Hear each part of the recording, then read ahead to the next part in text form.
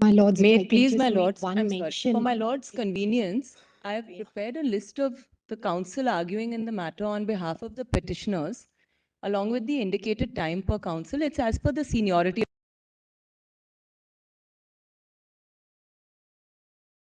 Mr. Sibbal. My lords, But just I've wanted to just make prepared one. this. No, I'm just 1 minute. I've prepared this for your lordship's convenience as per the seniority. After discussing with the council on this side, the list is as per the seniority, my lords. And I've not, as I've mentioned at the bottom, this does not include the interveners, along with the indicative time per council. My lords, just wanted to make one mention, my lords. Today, 1 second.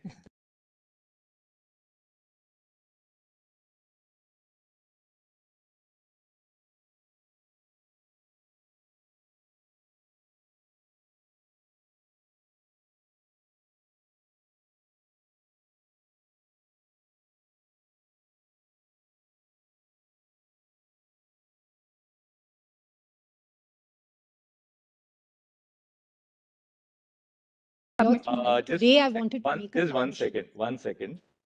We will, after Dr. Singhvi is done, we will hear Mr. Vishwanathan. But on this side, we have to complete the arguments today. We wrap up the arguments of this side today. No question of going beyond today. We have now heard two learned senior counsel who have taken us through everything. Maybe a third learned counsel on this side would also be arguing. Everybody else may now, My lords, I just asked lunch, 20 minutes. at lunch, End of the day, 10 minutes. at lunch, 1 second, at lunch, all of you please sit down and ration the time in such a way that by 4 o'clock, this side is complete. So that, no further, and then we have to give the other side enough time. So May I submit one aspect, my lord? now 1 second. If I'm having a very long telephonic conversation, my better half only does this to me, which is please now get on with your work and stop the conversation. So I'll just say on the mentioning, no more mentioning. Dr. Singhvi, please argue. I'm obliged. Only one aspect, my lord, regarding an intervention petition, my lord.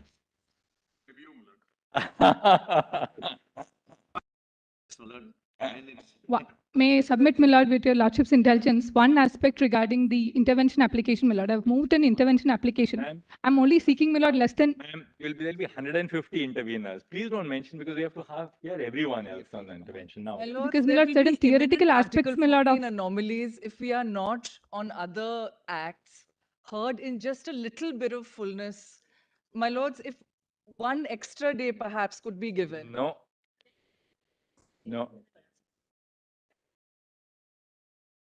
Therefore, The absolutely. heterogeneity, my lords, that the lords There are Supreme Courts where the entire argument would have been over in 30 minutes. We have given now 3 days in this court. I think that's good enough. Yeah. We have. No, we had indicated from the beginning that we are focusing on one issue, and therefore we are going to deal with it. Therefore, the requirement of other interventions, other periods, the nuances is not something we are looking into.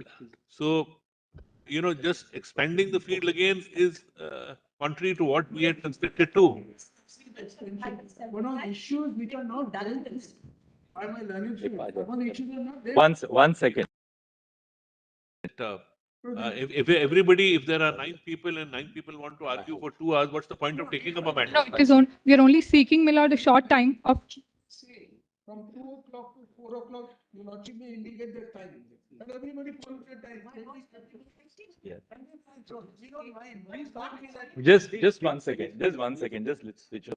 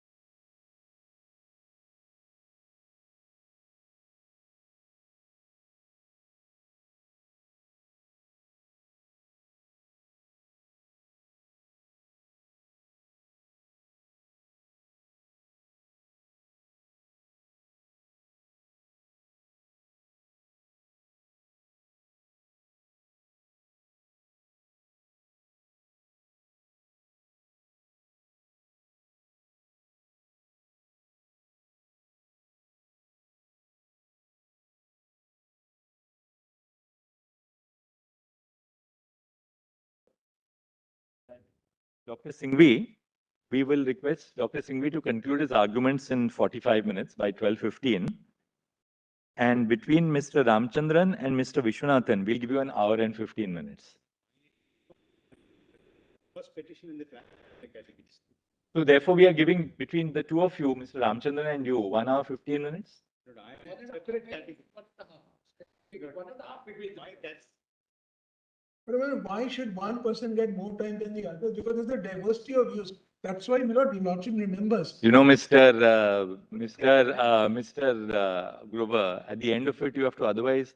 No, I appreciate. What we were thinking was next week, Yes, my lords. we will sit on Monday, Tuesday, Wednesday, and Thursday. Yes. Right?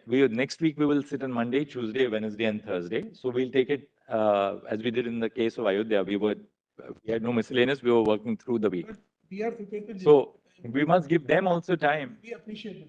There are diversity of views on the same point.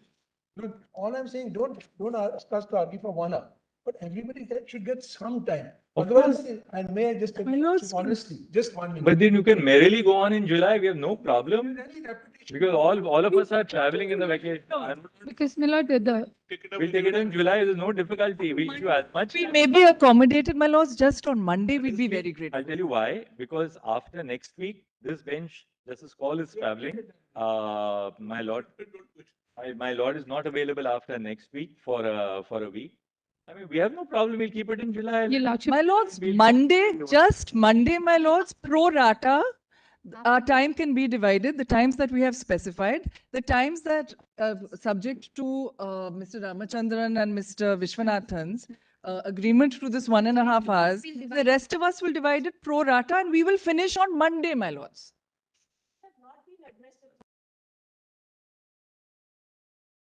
in fact, Absolutely, no problem, ma'am. Because Go the- on till August. the- No problem. We'll go on till August. yes, my lord, because the No problem. Lordships Just will, part is retiring in October. We'll take up new bench after no, October. your Lordships will No problem. appreciate, my lord, Go on, that merrily. the councils who have started the arguments, my lord, of course, have an Ma'am, advantage there's because no they've. problem. We have no problem. Let everybody go on merrily. There's no problem. We'll hear this. We'll also hear this. You may not be saying this. No, my lord, we are only seeking. Either very clear, and I'm putting it very clearly. Chief has put it very politely. I'm putting it to you. People have to be bound by time. Yes, my lords. One. My lords, But that two, is our commitment from if the bar. on a particular side of different nuances and 10 people, it can't be that 10 people will argue ad nauseam. Then you point Absolutely. out only that nuance of it. Yes. And next Absolutely, my lords. we are giving everybody, but when you say everybody wants to look at the time schedule given, is this a realistic time schedule? It was prepared in a different context, my lords. We'll cut it down pro rata. People also know this case has been taken up with some priority. We are trying to see to wind it up. You don't want to wind it up, then don't wind it up. My lords, Go on. my lords, we'll just take, yes, just 20 minutes. Nobody is averse to, giving 20 minutes. But when you say somebody needs 1 hour 45 minutes, somebody needs 1 hour 30 minutes. See, this estimate which you have given us is 16 hours. Correct. 16 hours of hearing. Now, 16 hours of hearing effectively means, therefore, that if we One start week. at 11:15, that means that in a day we get 2 hours 45, 2 hours, about 3 hours 45 minutes. That is 4 complete days on one side. How can we do this? We've already. Time is cut down, my lords. Possible. If the time is cut down, then Stick it this to time 20 can be minutes, ma'am. substantially My lords, decreased. stick to We 20 appreciate what's falling. Just see, Vrinda, your time period, which has been given in this is 1 hour 15 minutes. We are not denying you that. We will not deny you that. Not deny you that. Certainly, we will not deny you that.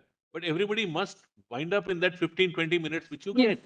That's all we have. My lords. When it's being rationed out, it should be equitable rationing out. Of course, we'll do that. Then why should one person get 3 hours and another 10 minutes? Because people who have no. But Mr. Grover, the person who opens, as you start in, Mr. Grover, we know in every matter, why this matter, even in a regular civil appeal or criminal appeal, if there are 10 accused, then after the first person has argued, the others basically appreciate don't supplement some different, 20 minutes. some nuance, what is all. My lords. It can't be like this. It can't However, be. It can't be like this. After My the lords. first two finished, I think we've been taken through most of the things between Dr. Singhi and Mr. Mukul Roy. Now you are saying there are certain nuances which everybody wants to address. That nuances cannot be addressed as if you are beginning a new case and addressing. No, my lord. No, my lord. Absolutely not, my lords. My lords, We- this we court take is it, way we ahead of give the US Supreme as Court. and We when will adopt that, the US when Supreme we Court. see the development, as we see how much time is being taken, we will ration times accordingly. And we'd like other counsel at the upfront, when they, before they open, to tell us what they are going to argue. Yes, ma'am. Yes. Confine it down to the time which we will ration. Absolutely. We'll do that. We'll all do that. My lords, there is an intervention. You know, the other thing, application. I'm telling you another thing, and that Mr. Solicitor, Mr. Dwivedi, forget this issue and your arguments. If constitution benches really have to go on, you know, with 5 judges leaving their regular work, that's why Chief Justices before me have not constituted constitution benches, because you don't know the kind of pressure. Every evening I ask, what is the filing? How much is the disposal? We don't want to add to that's the real problem in our court. Yes. The inflow is so heavy. Unless we start rationing time, you know, it's impossible to list constitution benches. Then your lordship may say that after Dr. Singh leaves, everybody is rationed out. We don't mind. that. My lords, 15, whatever your lordship wants. In the interest. See, of time. may I just say one? Yes. All this oral hearing which is happening is meant to give some voice to the people. Correct. But our real work begins after that, right? So don't be under the impression that if you don't get to address to your heart's content, we will not apply our mind. Our duty lies elsewhere. That once this is over, the whole court system is right now geared as though everything depends on what you say or what you don't say, which is not correct. Therefore, please keep that in mind, restrain yourself to the extent possible and present the clearest picture without taking us through too many things. If you start referring, then we will be shuffling pages. Our focus will be there. You want to argue, you look at us, make your point. Somebody said US Supreme Court, do that. Then don't refer to anything, just refer to the pages. we will do that, my lords, and subject to my lord's preference, perhaps we could take that note, cut it down pro rata, and we will finish by Monday for sure. All right, now what we'll do is, we have now indicated, we will start hearing Dr. Singhvi. Dr. Singhvi, wrap up by 12. Lord, your lordships are really 12:30, please. keeping it on Monday. 45 minutes starts at 11:40, provided it starts. Lord, your Provided Lordship, 12:30 then. Now, He said 11 yesterday, I'll be racing. yeah, we gave you a compliment of the expertise too. No, your lordship will see. I am not going to repeat a thing. I am only saying, please count my 45 minutes from when I start. That's all. all right, Dr. Singhvi, we start now. Your time begins now. Only one clarity, So Lord. turn to 140. So what is your lordship's direction? After this, yesterday we indicated we are going to hear Mr. Vishwanathan. Mr. Grover, you can argue after Mr. Vishwanathan. Mr. Raju Ramchandran after that for a bit. Then we'll hear. You have given us the order. That's great. Yes. No. Your lordship, Can I? one. All right. So after this, Mr. Ramchandran, then Mr. Vishwanathan, Geeta Luthra, Mr. Grover, Jaina Kothari, the order which you have given us in the. There was an initial list, my lord, which was circulated by the nodal council, in which my name was included, and that seems to be, my lord, omitted from the revised list. I've communicated with the nodal council. I'm only seeking, my lord, a 10-minute Who are you time, appearing for? not more than that. Who are you In appearing? support of the petitioners, my lord. My lord, In support of the petitioners in the, What is the it? main guy. Whom? For a gay activist, my lord, from Bombay. With 50 gay activists, are we supposed to listen to every gay? No, my lord, I'm only seeking a very short time, merely because No, my lord, but tell the us. theoretical aspects, my lord, of anti-discrimination law, We issue in an- particular, my lord, the theory of disgust by Mata Nuzma, only to elaborate on that, I'm only Activist, seeking but 10. Anybody who's an activist should come and address this court. No, my lord, only Now, proceed. only That because, my lord, can't work out like that. Not like this. How much time is your lordship saying? Ma- Anyway, Dr. Singhvi will complete at 12:30 and Mr. Ramchandran thereafter by 1 o'clock. When we rise for lunch, we would have. Basically. Can No, you can't Mr. do Grover, that. Grover, 1 second. Please, you will take it and. Let's start now. By 1 o'clock, Okay. we would have completed with Dr. Singhvi and Mr. Ramchandran's argument. Now, your lordship's I would PDF. request, my lord, only 10 minutes of time, my lord, because this court, my lord, is not tell us, usually it does not I'll respect tell you one arguments thing. of councils. Look, That we are is why. also not ignorant. I've read Mata Nazbom extensively, and I still continue to read Mata. That's after my day's deed is done in the court. This is what we sit down and read to get some sanity in our mind also at the end of the day. I'm For only, Mata Nazbom, do you have to keep on interrupting by the minute over here? I'm appearing for a gay activist. I want to show you Mata Nazbom. Of course, just give us a note. We'll read it. My lords, Only will it indicate my That's a lords, matter I'm of also joy for hearing us to from one read. of It's the a matter of joy interveners. for us. But as Justice Bhatt PDF said, you know, 1180 minutes. I mean, My it's lords- difficult to tell you. I was factoring that, okay, now summer vacation is going to be on this judgment. We'll have enough time. There's not, you know, the pressure of SLPs is not there. We'll sit down. So give us a note on Martha now. The written submissions are already there, only to indicate, only to Point take your it out, lordship just through point it that, out. only I'm seeking some time. That is, after My the petitions lords- conclude, my lord, there won't be any repetition on from my side. Somebody will My then say, I lords- want to now point out Rosalind Dixon. Why just My Martha? lords, I Somebody will say, seek I want to indulgence of point my out lords Bruce only for 2 Ackerman. minutes, my lords. All right, PDF great, we'll love to 11. hear it. I mean, I have this all of it threatening to fall on my head in the night. You know, I've got such a pile of 100 books. PDF page 1180. Let me rush Yeah. through one. Chalo, Would your lordships continue PDF on page Monday 1180. also? yeah, we'll start on Monday. My lord's prerogative, my lord, Monday is a working day, my lord.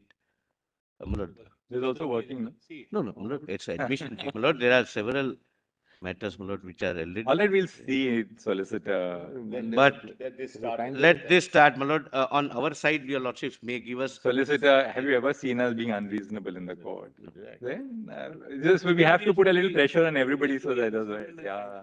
Your lordship would not curtail us, but I'm confident about it. Your lordship has binary request. One request. Otherwise, we for are one answerable request to our not own to argue. conscience, solicitor. We are Your lordships never will would until be we guided feel that by- we have heard a matter fully. We'll, Now, Malas, 1180 PDF. All I'll right. just race through, Malas. just 1 second. What do you want us to open, Doctor? 1180, Malas, PDF, that compilation of last evening. 143 that we were. I'm grateful. 142 is over, 143 and 144 gets Malas, Volume, Baroness Hale over. not precedent, volume 4, foreign. Where are the volume 4 here? Foreign. Yesterday evening, Baroness Hale, PDF 1180, para 143. Volume compilation 4. Volume 4, foreign judgments. Yes, it's actually open. It follows, Just a moment, please. 143 you were reading. huh? correct, correct, That's where we stopped yesterday. correct, please. May I read? Yes, please. Yes. It follows that a homosexual couple whose relationship is marriage-like in the same way that an unmarried heterosexual couples is marriage-like are indeed an analogous situation. Any difference in treatment is based upon their sexual orientation. It requires an objective justification if it is to comply with Article 14. Whatever the scope for a discretionary area of judgment in these cases may be. This is very beautiful, but it can be transplanted subject to my Lord discretion to the Indian Supreme Court, to our Article 14. Whatever the scope for a discretionary area of judgment in these cases may be, there has to be a legitimate aim before a difference in treatment can be justified. But what could be the legitimate aim of singling out heterosexual couples for more favorable treatment than homosexual couples? It cannot be the protection of the traditional family. The traditional family is not protected by granting people, 43. which is denied to people who cannot or will not become a traditional family. What is really meant by the protection of the traditional family is the encouragement of people to form traditional families and the discouragement of people from forming others. There are many reasons why it might be legitimate to encourage people to marry and to discourage them from living together without marrying. These reasons might have justified the act in stopping short at marriage. Once it went beyond marriage to unmarried relationships, the aim would have been to encouraging one sort of unmarried relationship and discouraging another. The Act does distinguish between unmarried but marriage-like relationships and more transient liaisons.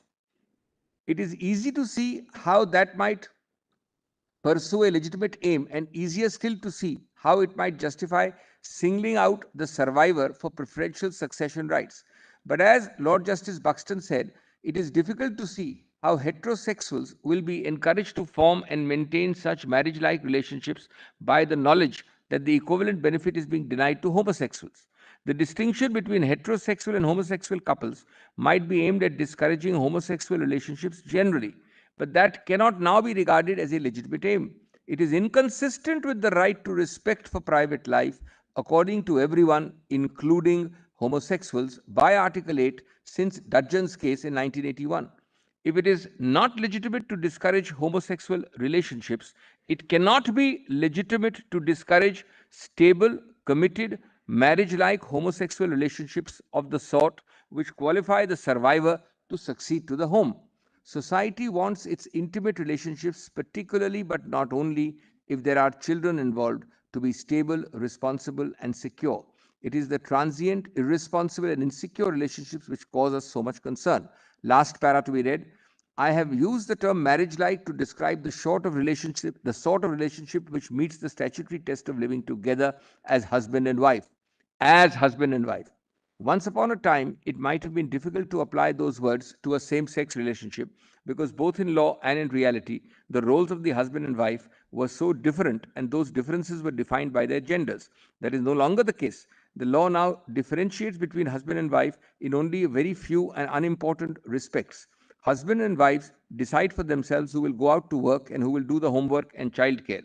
Mostly each does some of each. The roles are interchangeable. There is thus no difficulty in applying the term marriage-like to same-sex relationships. With the greatest respect, Dr. Singhvi, this was a case where Yes. the Act squarely applied to unmarried relationships. Yes. And the principle was that if you're unmarried, if the Act applies to unmarried relationships between heterosexuals, Yes. there is no basis to exclude unmarried relationships among homosexuals. It is the second last Right. formulation of That's the what Lordship's is really sentence said. which I'm concerned about, that when you have a particular paradigm applying to a heterosexual group, your Lordship, Malas, absent something very special, will find it discriminatory not That's to apply why it the to judge another. uses, Baroness Hale uses the expression marriage-like relationships. Yes. So these are not marital relationships, marriage-like relationships of heterosexual couples who are in a stable relationship, but who are not married. They said that therefore, if you are extending protection to heterosexual couples who are in a marriage-like relationship and therefore not married, there's no basis to deny it to homosexual couples who have a marriage-like relationship but who are not married. I'm grateful, Malas, that's one. But Malas, the language of the paras I've read yesterday and today Maybe are also very, capable of Malas, extension, you're right. appropriate. And your Lordship is not bound by these judgments. Your Lordship will find persuasive value to the extent your Lordship finds. Now I turn to that article, Malas, which according to me is one of the most well-written articles on interpretation. On reading down, reading up, what your Lordship Which is that article now? treaty compliant, or in our case, constitution compliant reading.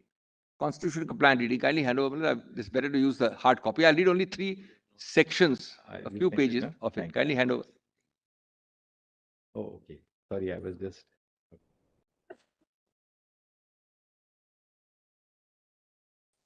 Thanks. We also emailed you, but this is better and quicker, Malas. The Lordship may mark this.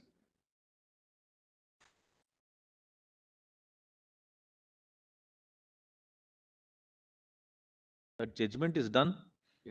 That is done. That is over, Malas. Now,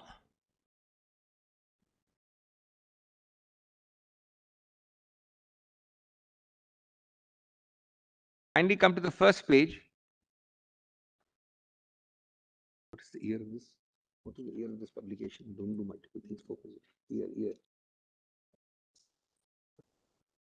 Just come to Malas, the first para. Your Lordship will ignore. I mean, it's about UK and New Zealand. Second para on the first page.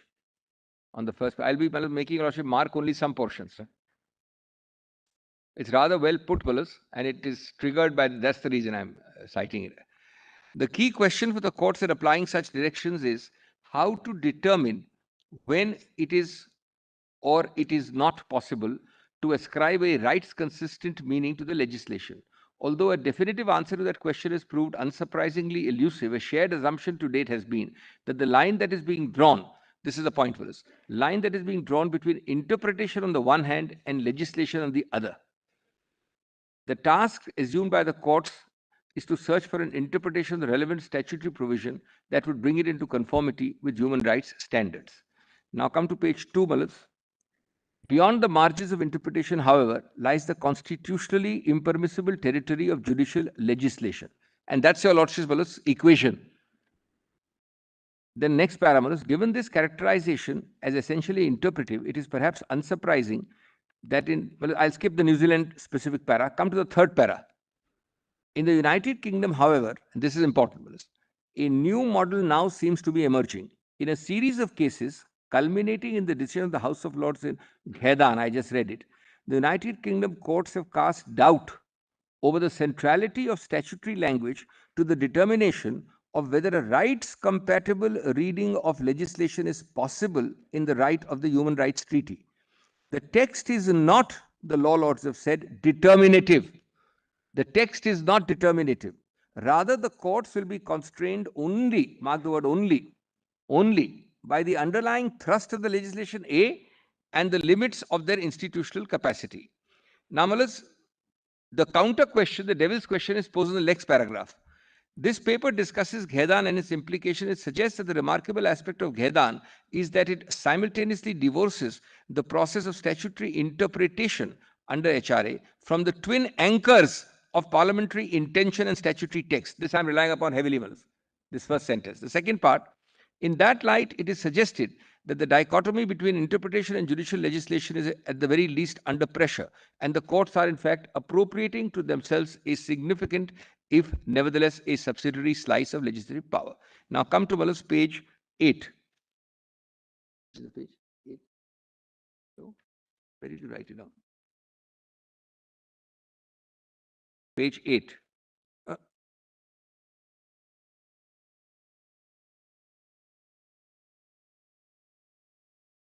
Of the 4 law lords in the majority, yes, of the 4, page 8, 8, Roman big Roman 2.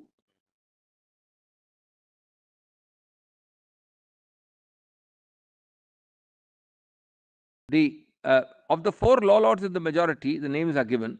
All but the last delivered a separate opinion on the correct methodology under 3.1. There was, however, substantial agreement on these essential principles. Then the key issue, separating the sheep from the goats.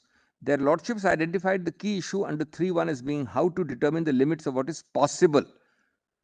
The scheme of 3 and 4 of the treaty envisages that there is a Rubicon which the courts may not cross. What is not, however, spelled out is the test to be applied in separating the sheep from the goats. Parliamentary intention is not the touchstone. This is another red herring which your lordship may have to deal with in the present case. In investigating the line between the possible and the impossible, Lord Nicholas and Lord Stein held that the courts were not constrained by the intention of the Parliament that enacted the legislation. Very, very important. Lord Nichols distinguished the required approach in this respect with the orthodox approach to standard statutory interpretation, which involves seeking the intention reasonably to be attributed to Parliament in using the language in question. In contrast, Section 3 may require a departure from that parliamentary intention. Departure from that parliamentary intention. The key question being how far and in what circumstances. This is because there is another and countervailing parliamentary intention which needs to be given full weight. Namely, the intention reasonably to be attributed to Parliament in enacting 3. So it's an objective test being brought in. Objective. Now, nor is the statute. The second thing which is not determinative is statutory text. And it is quite interesting and astonishing, though now in a constitutional context, American English courts are saying this. When we were brought up, it would be sacrilege to suggest this to an English court. Remarkably, their lordships held that the language of the statutory provision at issue is not the touchstone in deciding which it is not possible under 3.1. This holding had a number of dimensions. Further, their lordships expressed concern about excessive concentration in a literal or technical way on the linguistic features of the statute. Rather, Section 3 requires a broad approach, concentrating amongst other things in a purposive way on the importance of the fundamental right involved. So intention one way, statutory text one way. Now we've got a third test, importance of fundamental right involved. Secondly, their lordships stressed that the proposition that ambiguity in the statutory language is not a prerequisite to the operation of 3.1. Ambiguity is not your lordship's poll star. Thirdly, 3.1 might thus have a role even if the statutory language is not capable of bearing 2 meanings. Lord Nichols says, once it is accepted that 3 may require legislation to bear a meaning which departs from the unambiguous meaning the legislation would otherwise bear, it becomes impossible to suppose that Parliament intended that the operation of 3 should depend critically upon the particular form of words adopted by the parliamentary draftsman in the statutory provision under consideration. That would make the application of 3 something of a semantic lottery. From this, the conclusion which seems inescapable is that the mere fact that the language under consideration is inconsistent with a convention-compliant meaning does not of itself make a convention-compliant interpretation under 3 possible. So this is impossible, I'm sorry, impossible. So your lordship's ultimate guide star is intention, no. Text, no. Parliamentary, well, is overall purposive theological, no. But the ability to achieve a convention compliant result. A convention compliant result. Next page, Willis. At page 10, I'll just read the quotation. Fourthly, their lordships considered that 3.1 empowers the court, if necessary, to change the meaning of the legislation. This is actually the heart, the legal heart of this case is this, Willis, interpretation, how to look at these sections. 3 enables language to be interpreted restrictively or expansively, but a 3 goes further than this. It is also apt to require a court to read in words which change the meaning of the enacted legislation so as to make it convention compliant. It is apt to require the courts to read in words which change the meaning of this enacted legislation so as to make it convention compliant. In other words, the intention of Parliament in enacting 3 was that to an extent bounded only by what is possible, a court can modify the meaning and hence the effect of both primary and secondary legislation. Their lordship's view is not the touchstone in determining whether a convention compliant reading of legislation is possible, begs the question. If not the words, then what? How then is one to sort the sheep from the goats? Their lordships identified 2 overlapping limits. So now he's answering the question, how do you separate the sheep and the goats? What is possible under 3.1? This is the first test, fellows. General thrust of the legislation. Second is court's institutional capacity, which is defined later on, coming out later. As to the first, their lordships held, 3.1 does not authorize the courts to adopt a meaning that is inconsistent with what they variously described as fundamental feature of legislation, underlying thrust of legislation, grain of legislation. Each of the footnotes gives the lordship the para. A cardinal principle of legislation, the very core and essence, the pith and substance of the measure. Well, is to take a 5-second aside. It is a kind of a basic features intra-legislation. Basic structure doctrine, intra-legislation. Right.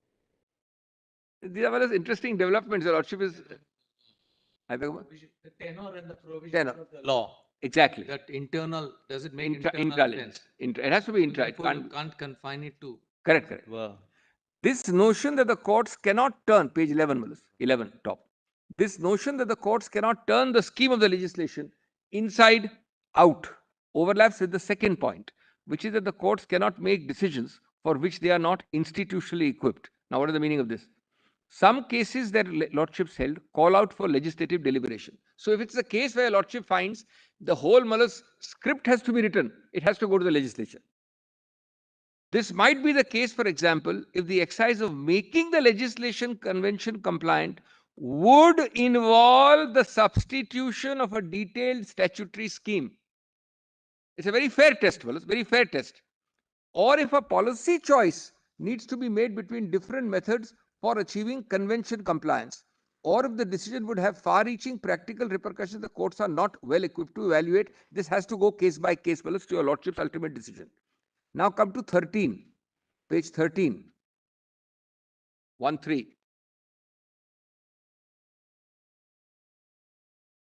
In Ghaidan, however, lower part, second half of the page. In Ghaidan, however, the House of Lords rejects both a focus on text and a focus on purpose. I'm sorry, Justice Kohli doesn't have page 13, lower part. I'm just doing a little bit of speed reading, Your Lordship's permission. Now, Your Lordship, teleological purpose, Bennion. So even that is out. Both a focus on text and a focus on purpose. This creates something of a puzzle as to what their lordships might mean when they say that the interpretive possibilities created by 3 are limited by the underlying thrust, 1, of the legislation. Considered in isolation, that proposition might sound a restatement of the modern purposive approach to statutory interpretation. The purposive approach has, however, been explicitly rejected by their lordships. The intention of Parliament in enacting the legislation must, they said, give way to the intention of Parliament in enacting. That the underlying thrust approach is not consonant with the purposive approach is manifestly evident from their lordships' analysis of the statutory scheme, page 14, top, at issue in Ghaidan itself. Lord Nichols postulated that the social policy underlying the extension of security of tenure in 1988 to survivors of de facto opposite sex relationships was equally applicable to survivors of de facto same sex relationships. On the basis of that essentially normative conclusion, he held that the underlying thrust, this is the test for us, the underlying thrust of the Rent Act of 77 did not preclude a convention compliant interpretation. So then The underlying two parts. One is, yes, this is how you make it consistent with the convention. The second is they abandon the purposive construction method. and the textual and the intention based. Now, if your lordships were to find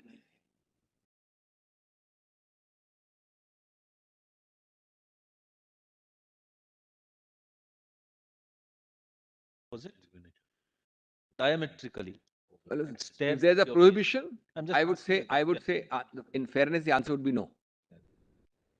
Then If the language is diametrically opposite. interpret it to No, choices the of the lordship court. is, when your lordship puts that question, I am answering it saying that diametrically opposite must mean prohibition.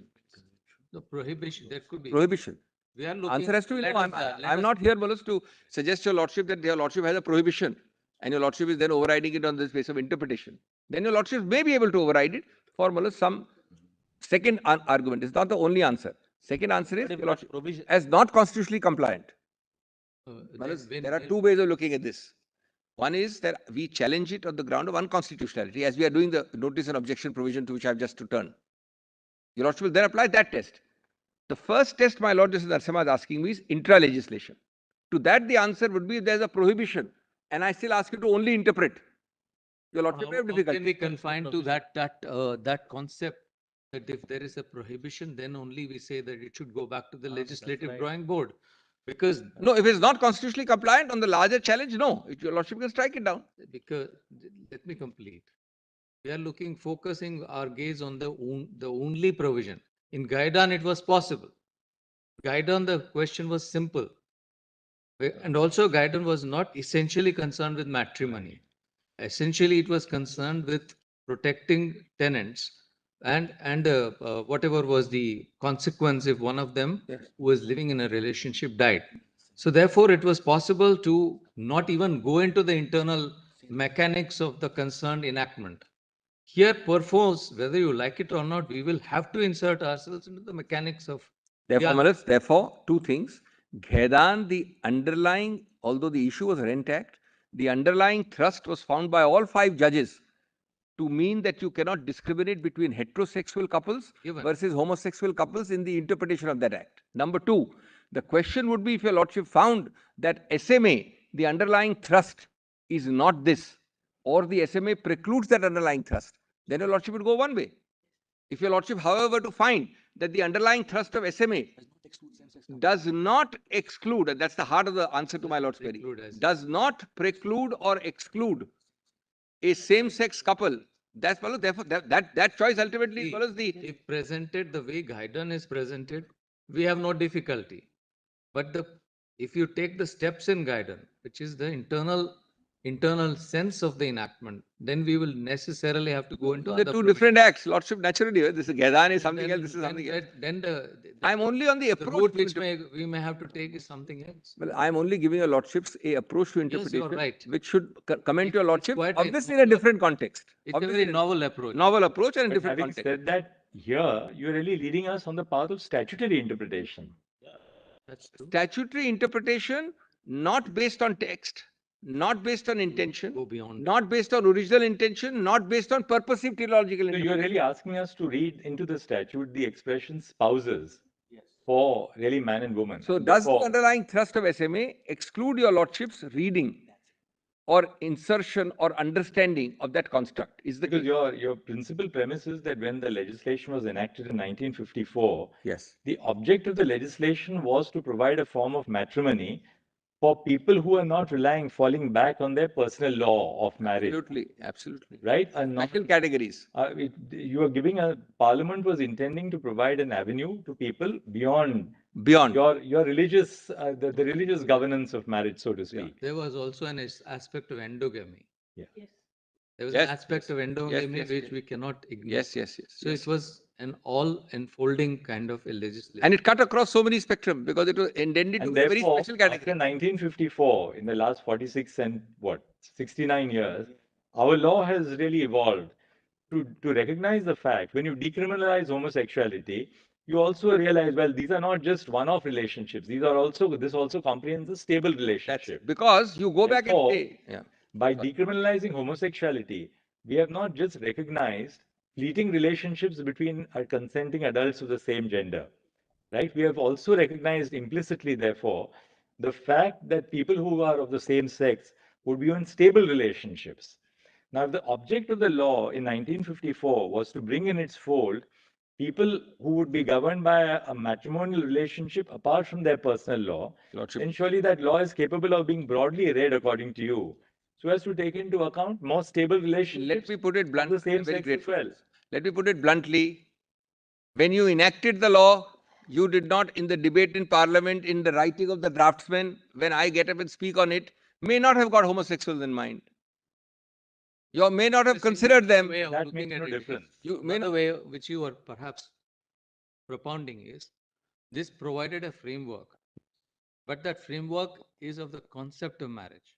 The concept of marriage transcends contemporary understanding to It's an evolving dynamic concept. to comprehend an evolving idea of Dynamic, very dynamic concept. So used in a constitutional sense, it only provides a framework. Framework. And that framework is broad enough to, assimilate later developments. I It don't want to transcends the existing. I don't want to sound well as that is really well put with respect. The provision of a framework which departed from the existing framework already, because it took care of personal laws. Now, in that framework, are you cast in stone, or are you in an evolving dynamic picture? And can the underlying thrust and your lordship's institutional capacity sustain it? This is the summary of the whole Ghaidan principle applied to SMA.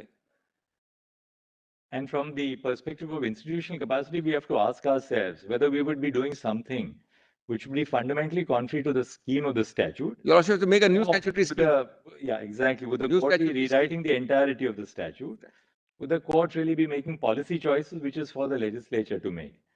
So long as we don't straddle that line which divides policy from the judicial process, you're still within the fold of it. I'm very grateful, which is why they have put this second test. The But first test was equally, I enough. think the impact of Ghaidan is to liberate the court from the very, very traditional approach of looking at everything as a matter of statutory interpretation. Therefore, purposive interpretation also falls back on interpretation of that statute and the language of that statute. That is important, Malas. That teleologic and purposive also, which is supposed to be in advance, falls back. I'll play a little bit of a spoiler. Ghaidan provided the framework for the introduction of a law in 2004, which assimilated all these developments, which led to the blessing of statutory recognition of these kind of partnerships. And then it took another 10 years for these to be recognized as marriages. So that too is an aspect which we will have to keep somewhere in mind. Absolutely, Malas. Your lordship, that's the difference. It's a holistic thing your lordship keeps in mind. Ultimately, the feel of the case is only a lordship will, that is, nobody can be identical. Nobody is saying it. I'm sure if you go to Ghaidan and if you follow it up, there could be other cases which have followed Now, that. so I've now time, given my time. I've done this. Dr. Sigsbee, I think, looking at India constitutionally and socially as well, yes, we have already reached the intermediate stage, right? The intermediate stage postulates that by decriminalizing homosexuality, your very act of decriminalizing homosexuality does contemplate that therefore people who belong to the same sex would be in stable marriage-like relationships. Marriage-like is the operative word. Right, marriage-like relationships. Live together. Because the moment we have said that it's no longer an offense under section 377, therefore we necessarily contemplate that you could have a stable marriage-like relationship between two persons who do not treat these as chance encounters, but as something more than that, not just a physical relationship, but something more of a stable emotional relationship, right? Societal. Which now is an incident of our constitutional interpretation. Once we have made that, we have crossed that bridge, then the next question is as to whether our statute can therefore recognize not just marriage-like relationships, But relationships in the relationships On the of contrary, marriage. Mills, I started by saying it's a logical move in the same direction. It is, in fact, little done, vast undone. Your Lordship is now getting to cover that territory because to merely decriminalize is one category. Otherwise, it does, in an actual daily sense, Of remain course, a it shell. requires us to, of Hollow course, it shell. requires us to redefine perhaps the evolving notion of marriage, because is the existence of two spouses who belong to a binary gender necessary, or the requirement for a relationship of marriage? Or has our law now progressed sufficiently to contemplate that the existence of binary genders may be, but is not necessary for your definition of marriage? And Malas, to that comes in the intersection of the Article 14. You in your counter and everywhere else are underlining immeasurably the vital importance of marriage, to which I bow down. But that vital importance of marriage is restricted to one category. Expanding that definition, are we then trenching upon that area which Gaidan excludes to the judges? That is, Malas, in case your Lordship has got to stitch a whole cloth, which only a statute can do. That ultimately will be your Lordship's call. I don't think at all, which now, Lordship will just note on the side, para 44 has some other cases similar to Gaidan. I'll not read them. I don't have time to read them. Para 44 of my submissions. I'll now come to that 3 or 4 queries arising under the SMA, and then come to the notice of objections regime. But in a way, Dr. Singhvi, I think what happened in the UK is really, in that sense, not in that. I was just talking to Justice Kaul, is not really in that sense in all fours with what happened in India. Not at all. The HRA in the UK was intended to enforce treaty obligations under the ECHR. Yes. Right? For us, we've always had the overarching principles of the Constitution, which lie above. That's the irony. We are A for sure, Malas, with respect. I'm saying on interpretation. This case is cited and the article is cited only for an approach to interpretation. And, we are not here using the Constitution or utilizing the text of the Constitution to either read down a statute or to strike down a statute. That's one element of the impact of the Constitution. The other thing which we are doing now here is expanding the meaning of a statute in the context of constitutional guarantees. And in that, you are saying be liberated from the bare text of the Constitution or the notion of parliament. The first part of what I argued yesterday was dignity, non-discrimination. See, in the backdrop of constitutional interpretation, we have never used the originalist doctrine, right? India, unlike say what Justice Kalia said, we have never regarded ourselves as bound by an originalist interpretation. Kalia is an extreme example. In which case, Dr. Singhvi, if we have never been bound by an originalist interpretation of the Constitution, should we be bound by an originalist interpretation of the statute? Which is in that sense subordinate to a Constitution. And he, Their Lordship knows that a court of one. He said, if I'm the only one, I'll always stick to this original intent. Court of one. So, absolutely. Your basic, so all that I'm saying is, one, because I've done the constitutional aspect, yes, unless your Lordship anchors it in the values of 14, 15, 16, 19, 21, that's the first part. But to put it really bluntly, is the relationship between a man and a woman so fundamental to our law and therefore the Special Marriage Act that for us to comprehend that it will also include a relationship between a same-sex couple would be completely redoing the tapestry of the legislation. So this if we say yes, then obviously we cannot. The underlying agnostic thrust is the underlying agnostic thrust of SMA, antithetical to your Lordship's recognizing what Article 14 normally will always include, namely same-sex persons enjoying the same importance and benefits of marriage as different sex persons. That's the long and short of it. As an aid to interpretation, I've only cited one case which says, and only interpreted statutory out of the Constitution. Does the underlying thrust, alternatively, an interpretation of SMA, prohibit or preclude your Lordship from doing so? Or is your Lordship's institutional capacity so compromised by a particular case that your Lordships cannot do it? That's the fourfold way, connecting yesterday and today. And really your argument is that, the institution of marriage in itself is so very important that my to deny it to same-sex couples would be really contrary to fundamental constitutional values. sorry to interrupt, my Lord the Chief Justice, but my note yesterday, I said it, para 15 lists 7 important indicia of marriage, and the appendix Correct. lists more. They rely, their counter says so. I rely on it heavily. The question is only exclusion. You have it for that side of the table, you don't have it decided. Para 15 of my submissions. My Lord were kind enough to note it down also by hand. Now, there, without that, if I was to straight away jump into an interpretation exercise of Ghaidan, it would be wrong on my part. I'm completing my argument. Dr. I'm Singhvi, we're just reminding you it's 12:17. No, now, Ghaidan is over. This article is done. therefore, We've got the trust. Now, what's the next one? The next one. Now, let's very quickly.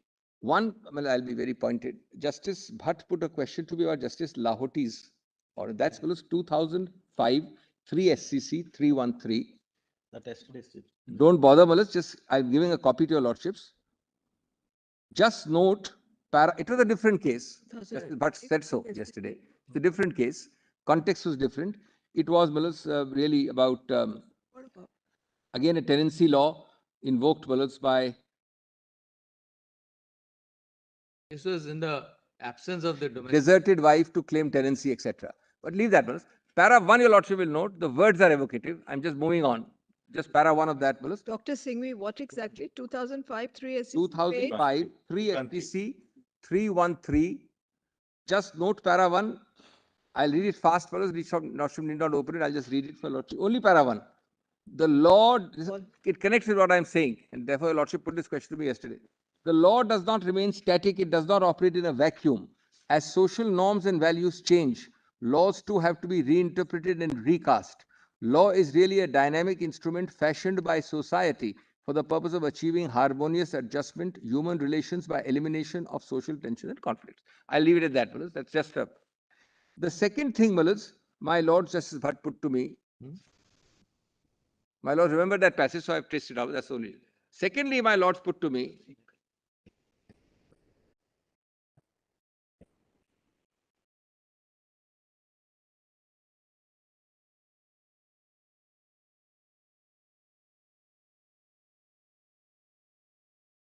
Lords put to me. The contractual relationship. Yeah.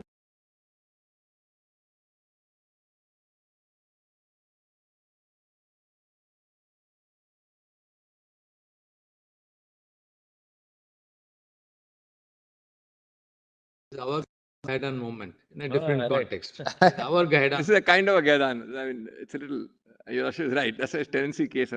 But you see, the interesting part is this predates the domestic violence in Act. Domestic. That's what your lordship put to me yesterday. That's the point. That's the point. So static, dynamic, moving. That's the whole point. Second, my lord put a question which will have to await research. I can't give a lordship a definite, but was one of the examples I found. For example, in one narrow case of standard personal accident insurance, what my lord put to me, is there a statutory regulation? There is by IRDAI, not in the mass of others, but in that, which use the phrase legally wedded spouse. Now, I will make that chart and give it later. I'm not considering, suppose your lordship were to hold that SMA includes this form of marriage. They would be legally wedded spouse in the sense that your lordship, after your lordship's date of may fall within that again. But that is one of the few regulations which has the phrase. The large bulk doesn't. Where that phrase is there, it will depend, on your lordship's judgment.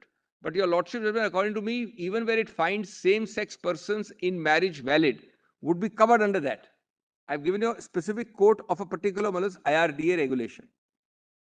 The third thing, is how to apply this gender.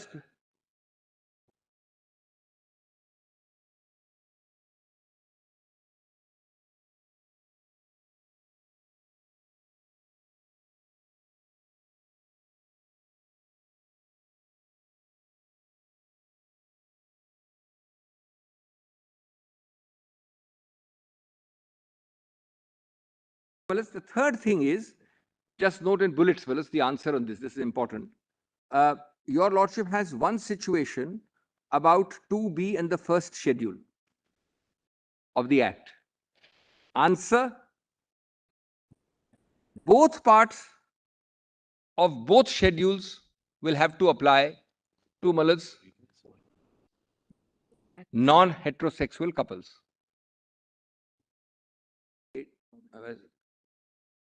The prohibited category yesterday also discussed. Yes. Both parts of both schedules will have to apply to non-heterosexual. It does no violence to your lordship's sense of Malad's that your lordship is making a statutory scheme. Nothing. The statutory scheme exists. My lord is not saying whether he and I are prohibited category. Whether he and I are prohibited. Lordship is not defining. Your lordship is saying it will apply on both parts. That's answer number one. No violence to the underlying Can you trust. say that again? Can you say that? Repeat that. Yes, the two schedules in question for the issue of prohibited degrees of relationship will apply, both of them simultaneously, to all non-heterosexual couples. That's what Mr. Rotegi said. That's right. So we are now ironing out your lordship. Collapse into one. Yeah. Suppose your lordship has to make out a prohibited relationship. That would be legislation. Suppose your lordship, I am asking to do something which creates something. Nothing. Your lordship is reading in something and making it well as harmonious. Second, 4C age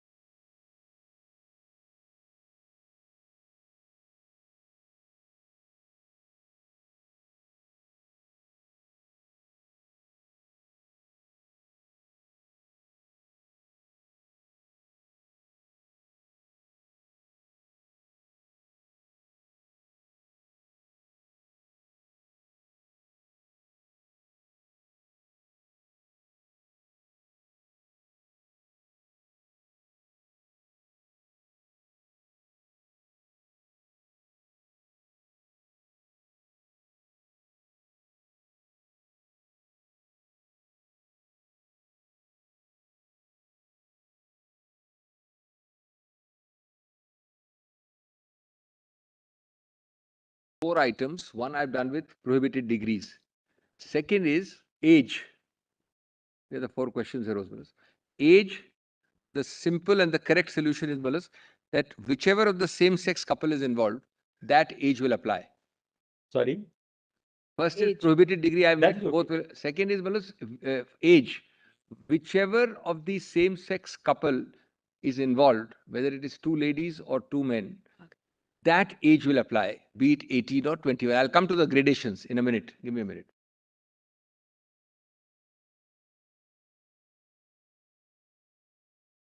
Without having any stitching to be done on a legislative cloth. Third, now the question may arise, what about trans categories? The trans categories, my your Lordship will hear other people are there. My own humble submission would be, in 99% trans categories, your Lordship is able to slot the person as per the gender which he or she professes, says belongs to, claims, etc. Because a trans means a man's body but inclined to be a woman, or vice versa.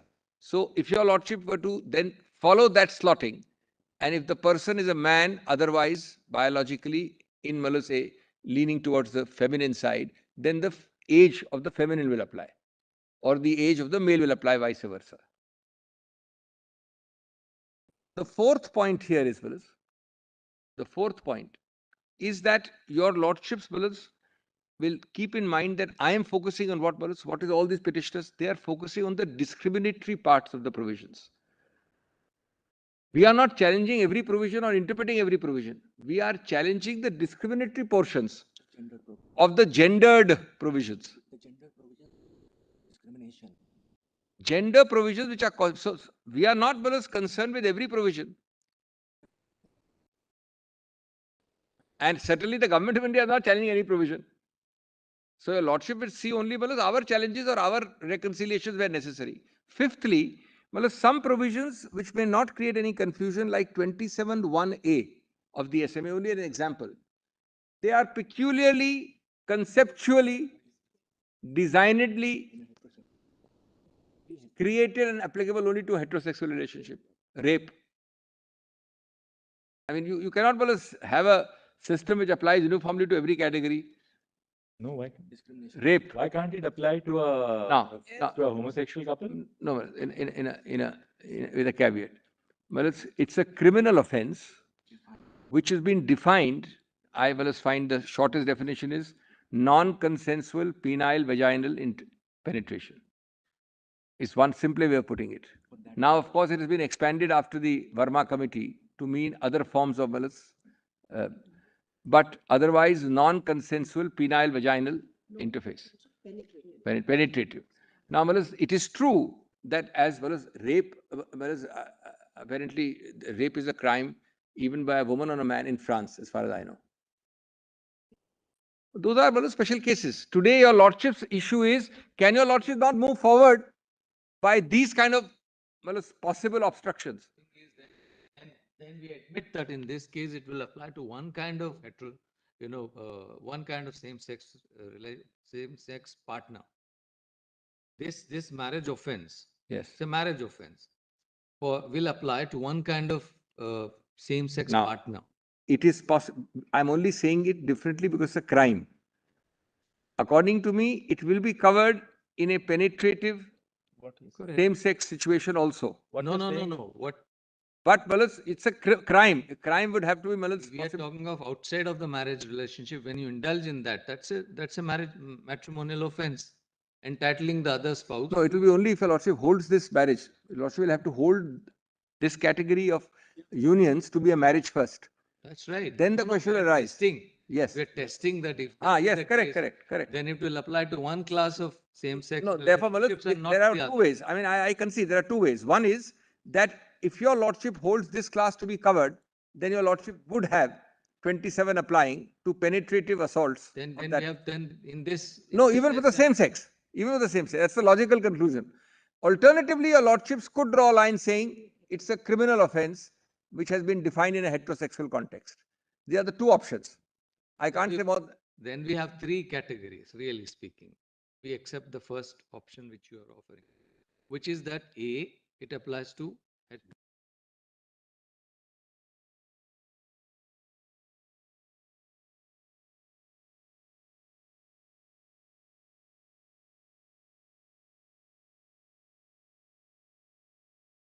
some male.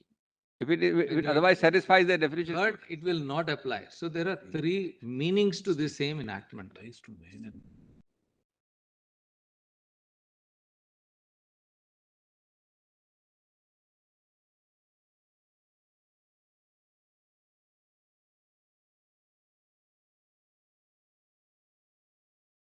From moving ahead. No, it applies These are to the extent it applies. There are some peculiarities. In a heterosexual relationship, Yes. Say there can be possibility of reading a rape into it, then how can in a homosexual relationship it not be read? Not be read. Well, I'm saying in fairness, I started by saying that, brothers. In logic, no. In logic, no. Can your lordship There's a conundrum. use the mic, please? I thought I said in a heterosexual relationship, if in case of a married Logically, couple, no. Correct. there can be rape, then how is it possible that we don't have a scenario where in a homosexual relationship the same principle will apply? The same principle. So, Malats, if your lordships were to, Malats, apply the definition of non-consensual penetrative sex, Malats, then it would apply. Logically, that's the correct answer. With great respect. That's the little trouble of seeing how we get into different sections, how we get into different laws, Right. how we get into it. So the debate would be whether we stop just short of saying, you are saying it may be empty shell, but should we stop short? I'm just thinking No, now. no, Malats, of may just I answer it? May I answer it? Just saying that this is under this act, such a marriage is possible and registered. Thereafter, there may be many, many nuances which will arise. No, there is. Can we take care of all future eventualities? No, Malats, there is one flip side to it. There is one flip side to it. Malats, there is a flip side to it. I'm sorry, I'm not completed yet. Malats, this is important. I'm not completed. Malats, marital rape is not recognized yet in this country. That's right. Marital rape, that's the fourth one. That's an issue pending. That's the issue pending. Today, the law is not marital rape, Malats. No. Therefore, once your lordships were to read marriage, People who are wanting us to move in that direction also. There are Wanting us matters to move in a different direction. that's a different, Malats, Not no, matters no, that's a different debate. Marital rape too. Today, as of today, rape, there is, Malats, it's not a recognized crime within marriage. It's maybe a ground for divorce or some cruelty. Cruelty is a better way of putting it, but now my point is different. My point is different, Malats. The High Court judgment- Karnataka High Court judgment. That's an outlier in the sense that your lordship is still debated. It's not a law of the land. This court has not taken a view on it. You view it, There yes. was a- But I'm on a different point. View. If your lordships, this bench were to recognize the issue we are canvassing, within the marriage which your lordship recognizes between same-sex persons under SMA, your lordship would be recognizing, Malats, marriage within this act. All I said was that whatever flows from a relationship, a law which will evolve on a heterosexual relationship would equally apply to a homosexual relationship. That's the point I was trying to make. Very well. I leave it at that. Dr. Singhvi, the other would be, and we are open to it, we are only putting a question, would we like to go that step further to go into these nitty-gritties? Because there are several shades on the palette. No, but this is important. The first four answer is yes, your lordships can easily iron out. Now, my point is, I am not raising them.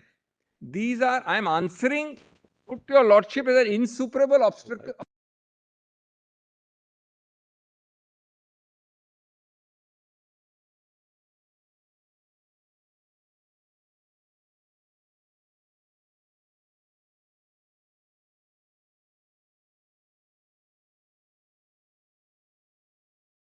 Your lordships to proceed.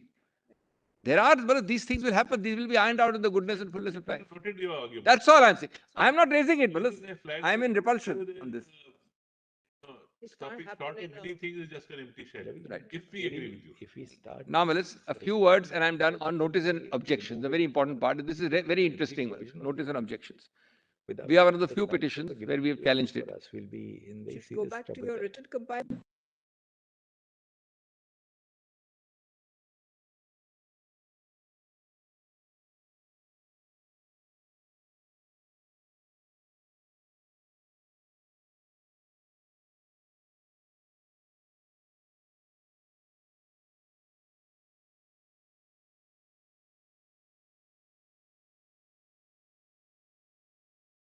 an objections regime.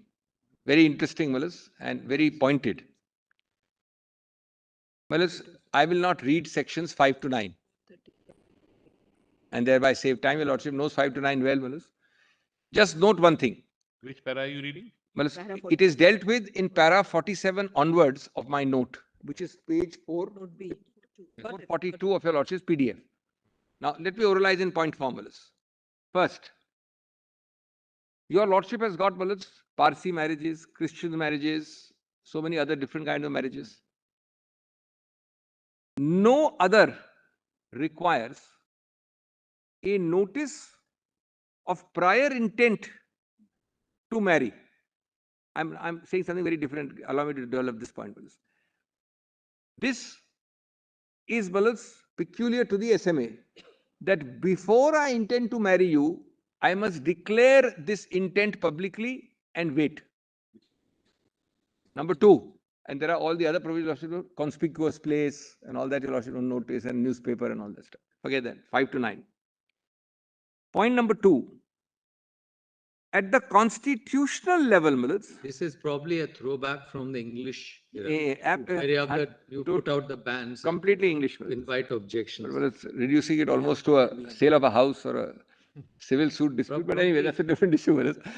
Let me say what I'm saying. Look, this is a different issue. We have not filed a reply. This is tagged. That's all right. It's This legal is issue. entirely a different issue than the same-sex marriage. This applies to even heterosexuals. Yes, of course. So that It's he may a not. legal issue. No, It's a pure legal issue. So that he may not address. Well, there the arguments. My will be learned friend different. has filed a reply. It is a constitutional issue.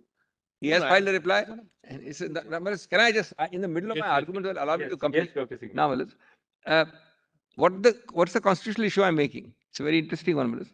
This part is unconstitutional because before a formal entry into what I consider a vital form of society, marriage, you are invading my privacy by directing me that I must declare my intention in public domain for objections to be invited. Malas, which married couple, Malas, he and I are marrying in the heterosexual sense. When do we have to announce first to the world that we intend to marry and we are waiting for 1 month? In the heterosexual world. Forget heterosexual, Malas, in personal marriages, Malas, under Christian Act, under Parsi Act, under other acts. Why should I say, why should I? It's my personal decisional autonomy. It's my decisional autonomy. It's the heart of my privacy. It's the heart of my privacy to decide with whom I associate, when, how, after how much time into matrimonial, Malas, union. Be it of the same sex or the heterosexual sex. Malas, it's taken, as my Lord put it, as Post marriage, there can be a registration. now, the next point. That's the next point. Dr. Singhi, was this clause section there in 1872 Act, which is repealed now? I'll just check it. I believe it was. I believe it was. 99% it was. It was. And Malas, I'm grateful because it's really a direct hangover from that Raj situation. But Malas, your Lordship are nowhere near privacy and all the 9-judge judgment and Puttu Swami and the dynamic. We have now a totally different world, Malas. Now, It's based on patriarchy. It's based on patriarchy. patriarchy. Now, that's now the third point. Your Lordship has in this act, as in other acts, a section 4, which says that you cannot marry if you are related, if your age is below 18. What are those conditions of marriage? My Lord has exact counterpart provisions in Christian Act and Malas Parsi Act. Conditions of marriage. My third point is, Malas, if you have conditions of marriage and you are requiring an affidavit to be filed that I satisfy all these conditions of marriage, the form is given. And if those conditions are found false, either spouse or even the outside world can challenge and get voidness or voidableness, as the case may be, then what is the purpose served with this prior objection, Malas? So now I'm on purpose, on just common sense. After 1 month, suppose I don't give a notice, I marry. After 1 month, Malas, everybody settle down. After 2 months, somebody said that these conditions are not satisfied. No, who can? Who can approach the court then? No, but Malas, even after, anybody can approach, Malas. Who has locus in a matrimonial? Aggrieved In a spouse matrimonial, In a matrimonial, yes. Only a spouse. Only It a cannot be a spouse. third Spouse. party. Like bigger- Correct, spouse. like a- No, but I'm only saying, a Malas, if there is a fraud, If there is a fraud of a gigantic nature today, my lord is right. For variety of things, only the spouse can. These are matrimonial, Now- aberrations or yeah, offenses which only the spouse is entitled. Now, the point is, that's correct, that's correct. That's correct. Absolutely. That's correct. Now, my point is, I am at the moment, what are you serving by this 5 to 9? Now comes the fourth point. I'll tell Lordship what you are serving. In actual practice, in reality, even in heterosexual marriages. Now let us forget same-sex persons. That's the fourth aspect. I have shown that this should be unconstitutional. It serves no purpose. But what is the purpose it is serving for the last several decades? It is serving, the word your Lordship, one of your Lordship just now used, patriarchy. Patriarchy includes patriarchy also. It was created at a time when women did not have agency. Patriarchy includes matriarchy also. There are some agonizing Women cases. never had agency. Women did not have agency when these laws and these. This is an invitation to disaster and violence. It's an invitation. Come. And if the object was to protect My spouse has no problem, but you fall please back come. on their personal law, Yes. then by requiring, you're virtually laying them open to invasion by society, by My spouse, collectors and district magistrates and superintendents of police. my spouse can challenge me anytime. But no, you please from the outside come here. Your Khap Panchayat will come here. Somebody will come in different form. Where is gunning for you? That is not possible. What is the point of all this? In the High Court, the Lordship have sat here and there, must have handled enough habeas corpus matters, coming to your Lordships. Why do they come? I think in one of the cases, I remember having said that this cannot be given. It will destroy the entire purpose of marriage. We have that case in our written submission, we'll point out. Then, the other aspect it hits is choice. Individual decisional autonomy, privacy, individual dignity. This can all be put together, These are all constitutional core values. Of course.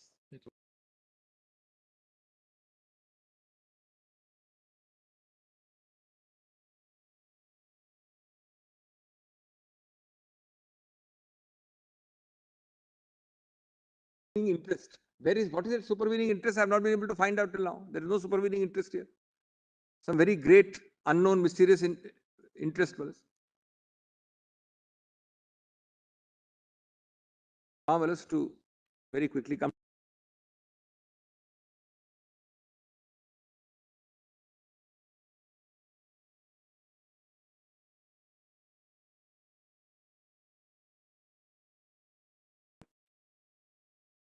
Some of it has been also read. 198 of the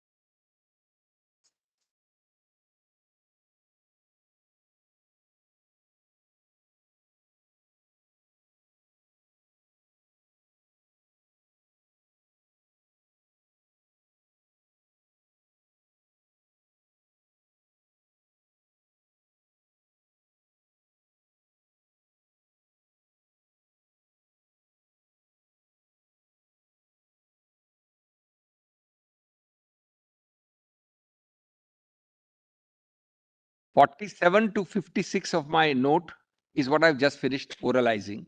Now turn to 58. Yes. 2 minutes. At one place it is there.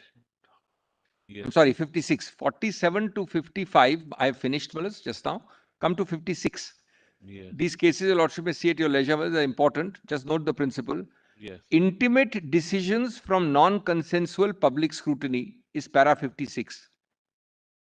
I hope my lords have got it. Yes. And in particular, marriage is dealt with by your Lordship Puttuswamy in that para given there. I've given all the paras 271, 297 specifically. Then, the right to privacy is not limited to private spaces but public spaces. It's been read, District Registrar need not be read. Navtej has been read fully, but just note the point. Then public-private divide is 58, fully covered already. That Mr. Rodgi did, leave it, leave it. There is an important phrase I've used, in 61, right to informational self-determination. That's Puttuswamy, para 248. Puttuswamy, para 248, right to informational self-determination. This notice and objection regime is directly the heart of it, And then, decisional autonomy is 65. That's the social context, including all the invitations to disaster.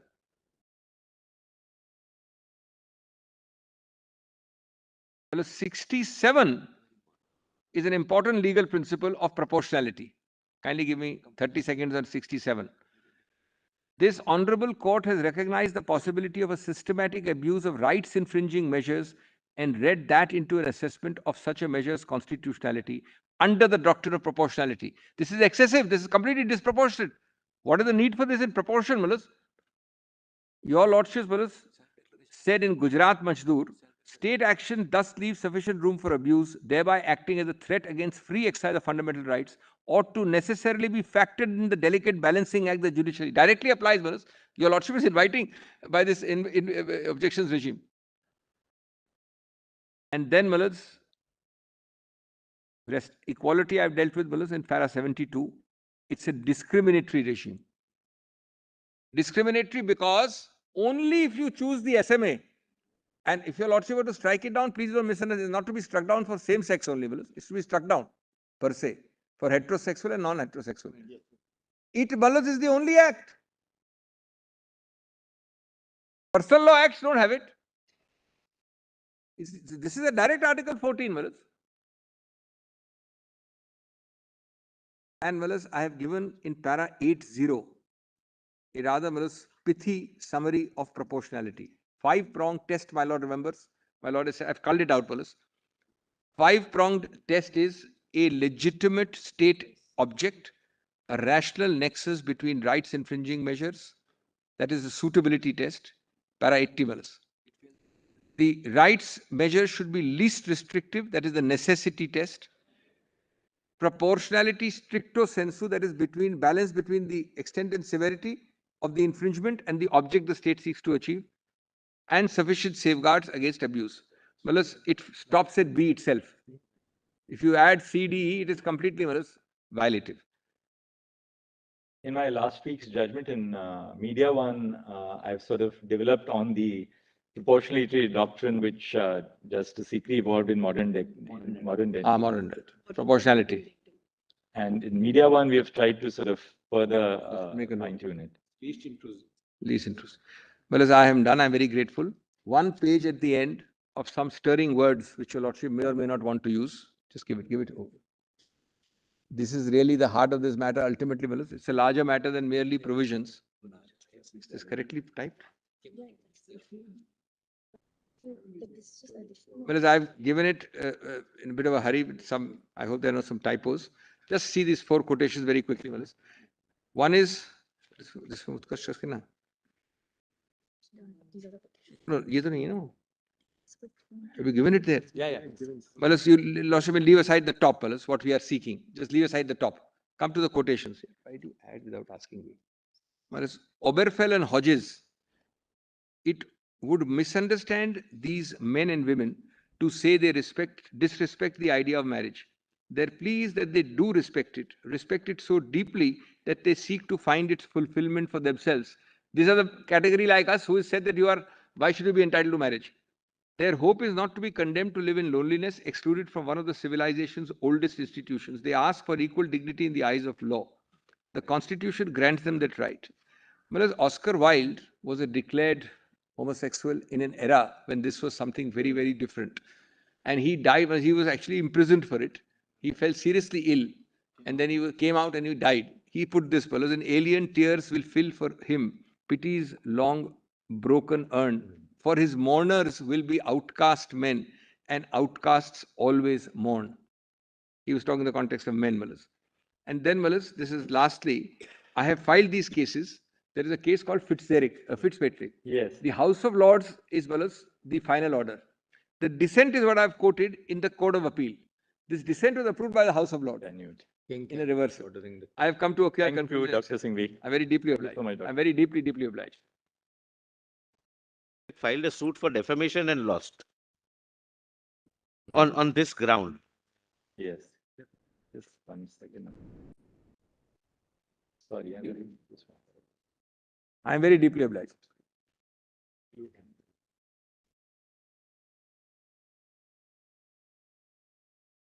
We begin with the hearing. We begin with Mr.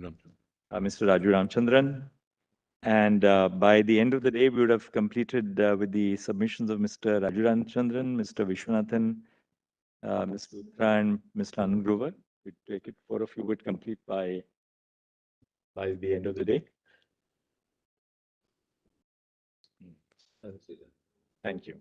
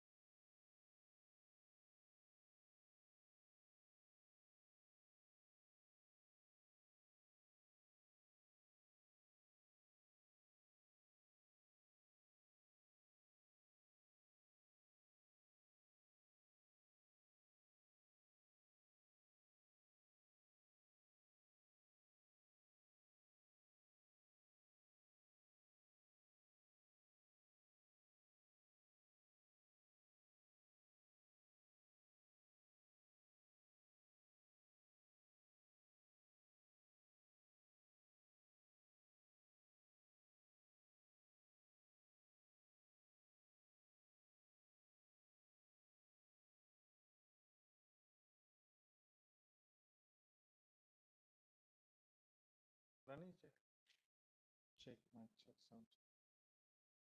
Check, mic check, check, mic check. Check, mic check. Check, audio checks, check.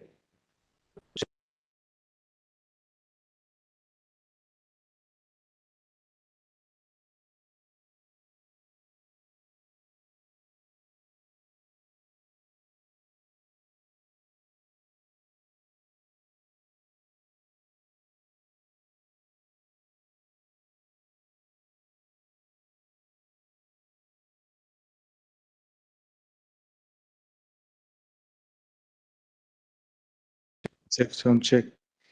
Check. Check. Mic check, sound.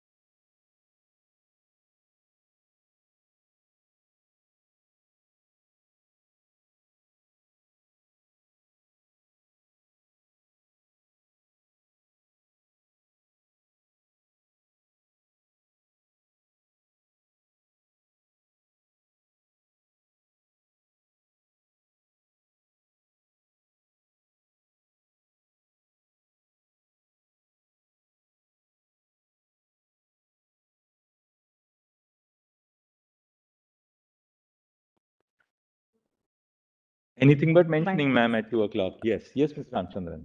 May it please your lordships. My lords, the last session closed Yes. with Dr. Singhvi reading out some stirring words. It is appropriate, my lords, in the context of the slightly different perspective which I am presenting, to read out some more stirring words of this honorable court. Way back, my lords, in 1956, the iconic Justice Vivian Bose said, the Constitution also exists for the common man, for the poor and the humble, for those who have businesses at stake, for the butcher, the baker, and the candlestick maker. He said, yes. Then, my lords, in 1982, one Randhir Singh, a constable driver of the Delhi police, came before this honorable court asking for equal pay for equal work. And the first paragraph of another master, my lords, Justice Chinnappa Reddy, is stirring again.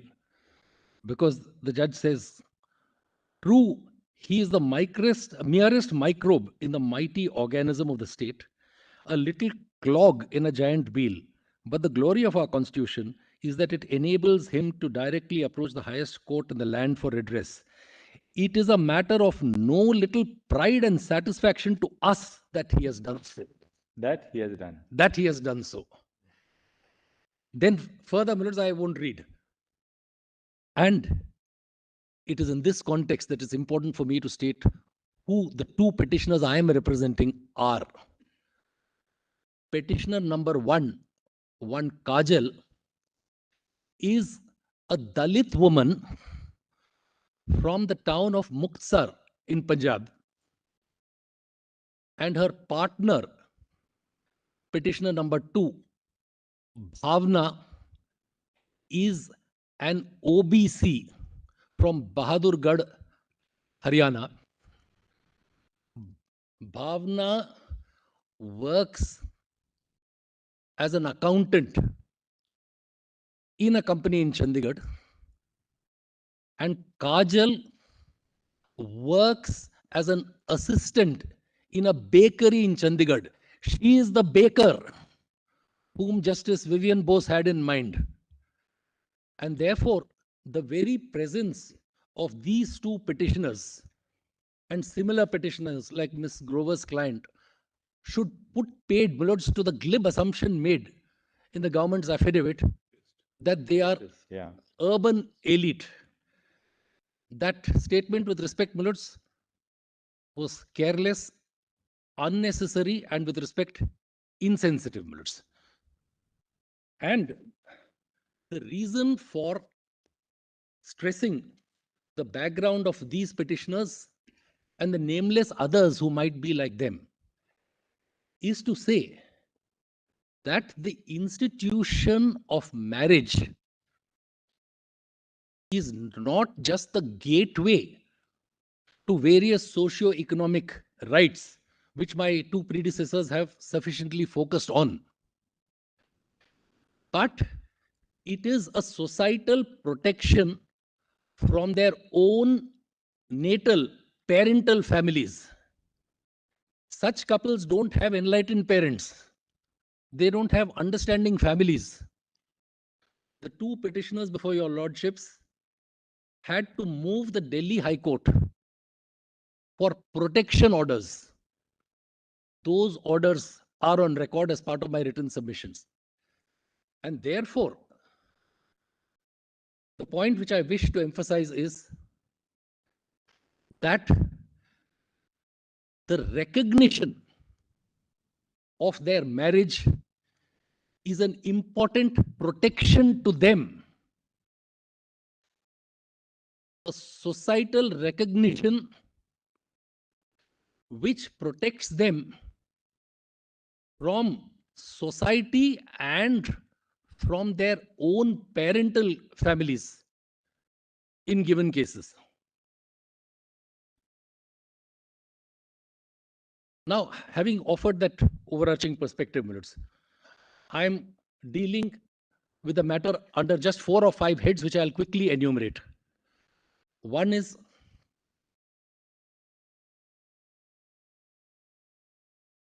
I am offering another interpretation of section 4, which should fortify the interpretation which Dr. Singhvi gave for reasons which were not articulated in the manner in which So first is I wish to. interpretation of section 4. Lordship, please. Secondly, Milords, there is another aspect of both 1421 and also 25 freedom of conscience, which I will briefly touch upon.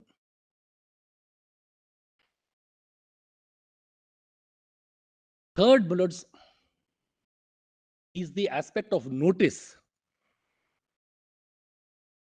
where the submissions made will be fortified with reference to the historical background. A little background is necessary, which we have set out, and I'll just briefly draw attention to that as to how and in what context these notice provisions came into being and how they are so utterly out of place in today's context. And lastly, a point which I mentioned briefly in an intervention yesterday, for people like us, any judgment of this honorable court, assuming we succeed, will be incomplete unless, as we have prayed, a protocol is put into place on the lines of the Shakti Vahini protocol, which your lordships laid down in the case of heterosexual couples seeking protection from what was called Khap Panchayats. A similar protocol, Milords, is imperative. So may I, Milords, quickly proceed on these lines first. Kindly turn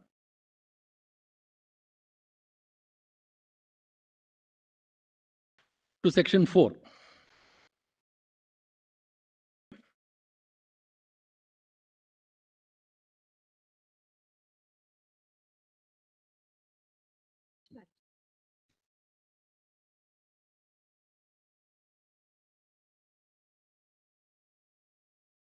Yes, Milords. Notwithstanding anything contained in any other law for the time being in force relating to the solemnization of marriages, a marriage between any two persons, so here persons, may be solemnized under this act if at the time of the marriage the following conditions are fulfilled, namely, neither party has a spouse living, neither party is incapable of giving valid consent, etc.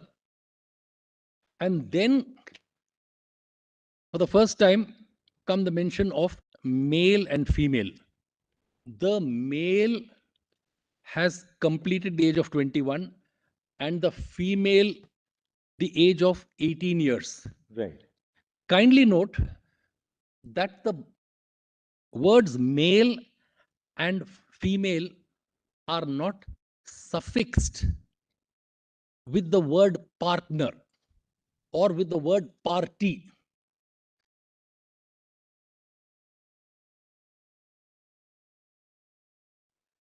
Therefore,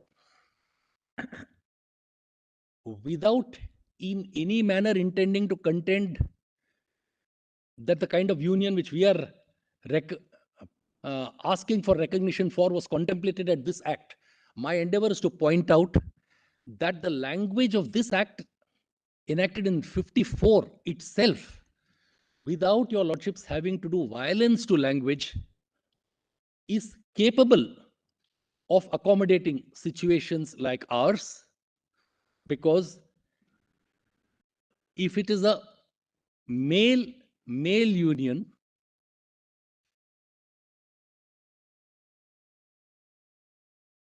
or a male transgender male union, or two transgender male unions. Again, if it's a male union, or a male transgender, a trans man, let's say, male trans man union, or a trans man union, then 21 will then refer to them. Correspondingly, 18 will be attracted to a female, a female trans woman, a trans woman, and that can also accommodate 1/4 category, which is transgender person. That could be read into 18. Have you articulated it in your written submission? Lordship, please. You have? We have. Can We have minutes. Page 690 onwards are our written submissions. Yes, we have it. So Which 18 will apply to female. 18 will apply to female. Female and female trans woman and trans woman. So we can use, according to you, one can import the Transgenders Protection Act. Lordship, please. Let's see those definitions. Lordship, please. Trans man, trans woman. Yeah. Trans man, trans woman. You are talking of two categories. Lordship. Trans man and trans woman. Lordship. This approach, if adopted by this honorable court, will not be doing any manner But then of there could be certain categories left out. Lordship, please. Lordship, please, minutes. But a trans man could still broadly identify with male. That's a sacrifice, a descriptional sacrifice which person seeking the protection of this institution would also have to make. Right. There are people who may feel they don't want to be compelled to identify by a particular gender. But if you seek the protection of this institution under this act, that's an accommodation. They will have to come those few steps forward. What the lack of logic which will still remain will be the 18 and 21, which we will just have 2 minutes with respect swallow, for the reason that the very age differential which the law prescribes is subject to a challenge. Lordship, please. It is subject to a challenge. It is rooted, milords, in the traditional perception, a patriarchal perception, where the male is the bread earner, the provider, must be old enough to earn, and the female is the child bearer, and she is fertile at 18. That is the archaic logic behind this age differential. That can't be. There's a bill which is being considered for equalizing the age. Lordship, please. Lordship, please. So for the moment, we'll learn to live with this lack of logic here, milords, as long as it can be accommodated, milords, within these two categories. Having made that submission, milords, may I proceed to the next, milords? Now, milords, when it comes to Article 14, just one additional point in the context of what Justice Kohli had put to Dr. Singhvi yesterday. Justice Kohli's question was, is it a restriction or a lack of recognition? Which the respectful answer is, it is a lack of recognition, and that lack of recognition leads to the denial of the equal protection of laws within meaning of Article 14, and NALSA para 62, which is set out in my written submission, specifically deals with that. Therefore, the lack of protection is sufficient to create a situation of unconstitutionality, which can be avoided by reading this act. An appropriate reading of this act. Then, milords,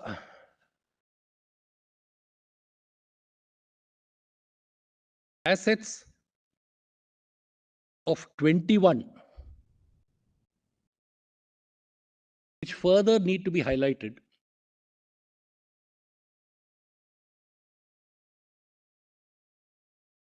are 2.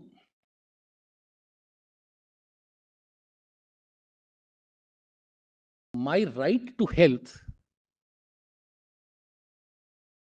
would include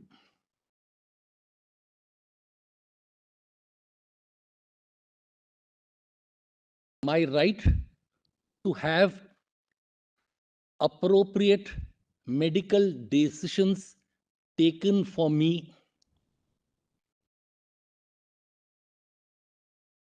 by the person whom I love,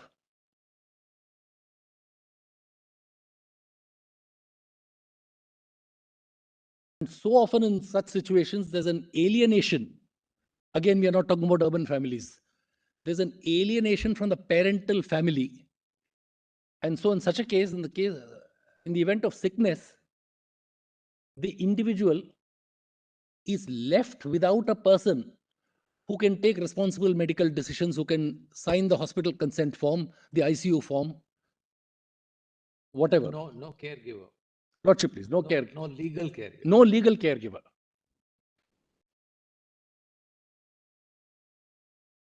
That's the 21 argument. Lordship, please. And there's one more facet of the 21 Yes. argument. And it is this. If I am gay or lesbian or any of the other categories, then my health and happiness depend on a fulfilling union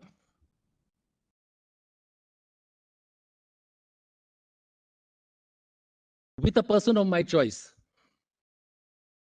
Yes, this has been covered. This has been covered. Lordship, please. The right And it's to- an aspect of mental health. It's an aspect of mental health if I am Of prevented from. The point That's of all right. happiness includes wellness. Lordship, please. Lordship, please. The fullness of one's life. Lordship, please. In fact, there's a whole segment in my judgment in Navtej which deals with the right to health, the right to mental health. Lordship, please. Lordship, please. And my lords, 25, I will only state it. And 21 also would include the right to found a family, my lords. The right to found a family, the Yogyakata principles, we have set them out here. Yes.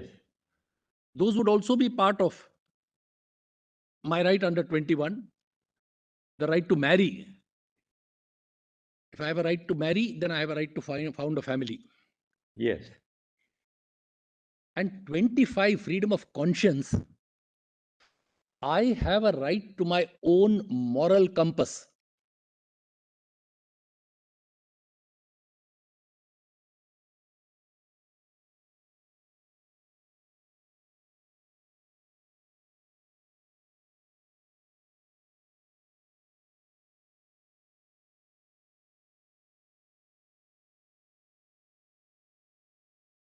Having made these submissions, bullets, I will come to the main area where I need to take my lords in a little detail within the time allotted. Notice, aspect of notice.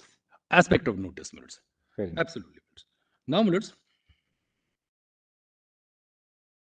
the legislative history of the Special Marriage Act, my lords, is set out from page 695 onwards of my written submission, page 698 of the PDF. Page Why don't you 698. tell us orally so that we'll be going through your submission? Lordship, please. I'm not going to read. I'm not Give going us to a read. broad Yes, perspective. the broad perspective is originally there was no codified law of marriage in India. It was all customary and religious. Then, during the time of the British, a need was felt for a law of marriage for the British in India. And so that's how legislation came. So that those provisions contemplated marriage only among Christians.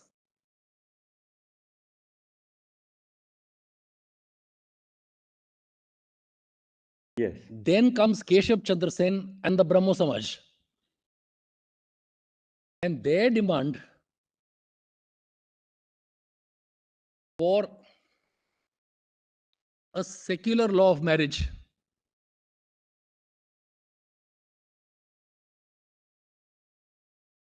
for the Brahmos to be able to marry in, though they did not mind calling themselves Hindus. But the law at that stage, and the chronology is there, required parties to renounce their respective religions. Not being a Hindu, that was a prerequisite. Only to save time that I'm not taking my lords through the language, it's all there, words. That changes in 1923.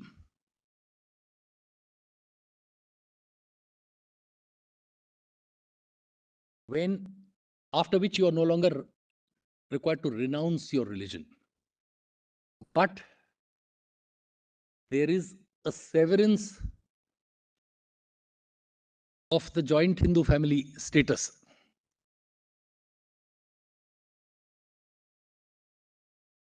Which continues, that severance. Special Marriage Act. In the Special Marriage Act in 54, and is ultimately undone in 1976. In 1976.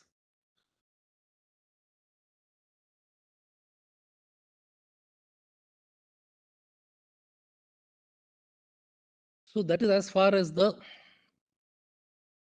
law of marriage is concerned. And now let's we come to the history of notice in the context of these very laws. And what your lordships would find surprising is that they originate in a 1753 Act of the British Parliament,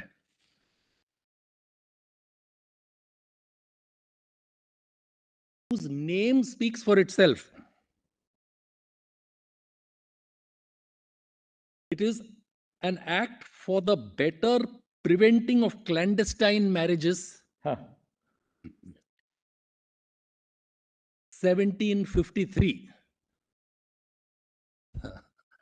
So the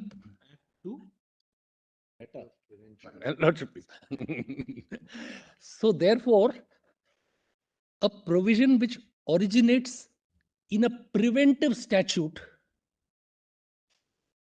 now continues through the Special Marriage Act, which self-confessedly is an enabling statute. But there these provisions are imported.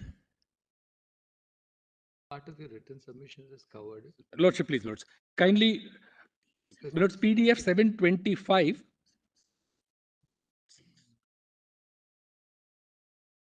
Then we'll come to.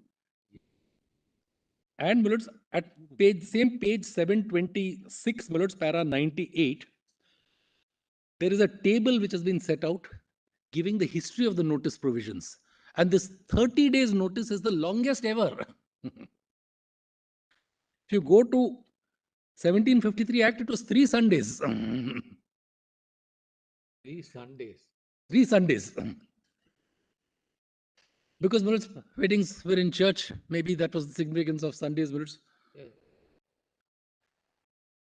the effect is to defer your right to get married at a time when you desire to. I'm grateful, Mulot. And it can't be regarded as procedural because the impact is on your substantive right to get married at a time that you choose. I'm obliged, my Lord the Chief Justice has summed up my argument on this. My submission is that this notice requirement amounts to the requirement of giving a notice for exercise of a fundamental right. If my fundamental right to marry is read into 21, then I can't be asked to give notice of the exercise of my fundamental rights at a future date in the context of a notice regime which is designed by the sheer length. As my Lord the Chief Justice pertinently observed, Millards, a procedural notice is different. If you say 2 or 3 days notice so that the registrar who's in some other town at least is performing other duties, keeps this day aside for registration of marriages. So that's a different kind of a notice from a 30-day notice which is designed to enable parental families and other busybodies to create roadblocks. And my Lord Justice Ravindra Bhatt, sitting as a single judge in the Delhi High Court, had to deal with such a situation in a case whose reference I have given, where the enthusiastic marriage registrar not only sent the notice to the parent jurisdiction, because if you move out, you elope, let us say, it's just to use a loose word, you go and settle in another district, 30 days domicile there. If you register in the new domicile district, notice has to go to your old district, your permanent district. But the enthusiastic registrars also sent it to their addresses, to their families. So the judgment of the Delhi High Court, to which I am making references, the obligation is only to paste a notice, put it up on your notice board, not to inform families. And that judgment refers to the deleterious effect otherwise of this having on the freedom of choice of parties. And if the purpose is to ensure that people do not enter into a marriage which will suffer from being void, then this is not the least this is not the least restrictive means which the proportionality test requires us to adopt. Lordship, please. To ensure that purpose. Lordship, please. Lordship, please. And especially when there is adequate provision in every law, if in the Hindu Marriage Act, a marriage within prohibited degrees is entered into, the Act provides. This Act provides for penalties and punishment for making a false declaration. So it is not that people in prohibited degrees of relationship will go scot-free. But you can't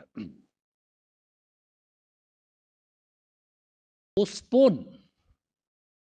And in situations like this, which we are facing, the postponement creates the possibility, the real possibility of families intervening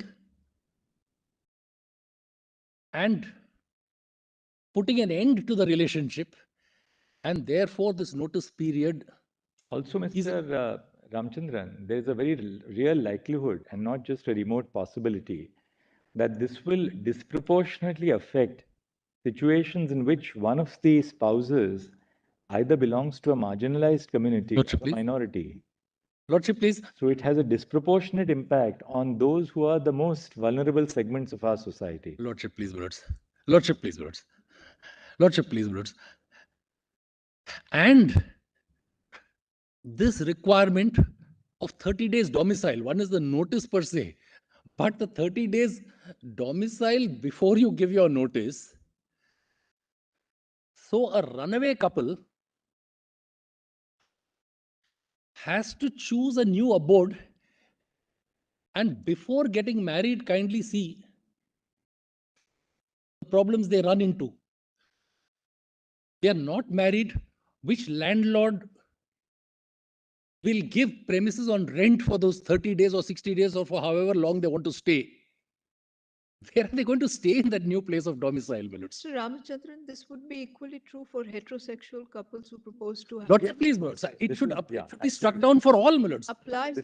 Lordship, please, Millards, it should be struck down for all. It is a totally retrograde provision today. As long as you prove that you're adults. Lordship, please, Millards. It is both retrograde and obnoxious. Now you to require this notice. So your Aadhaar card, no? Identity will carry out the date of birth.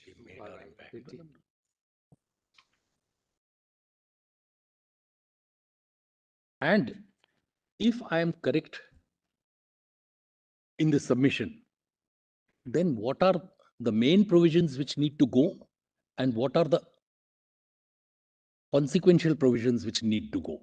I'm just just reading out those words. Main provision. 5 to 8 will be the main provisions.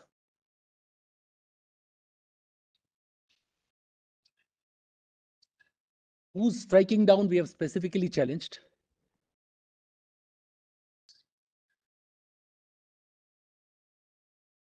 to 8.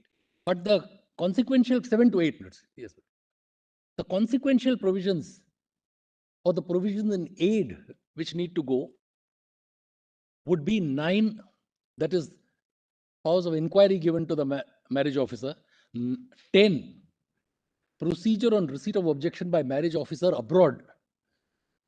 Then minutes 14, new notice when marriage not solemnized within 3 months. So for some reason you can't solemnize, and perhaps it's not solemnized because parents have kidnapped.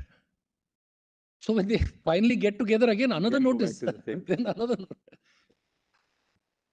And minutes, finally, the provision which needs to go consequentially would be 46. 46 क्या है? You said 5 to 10, right?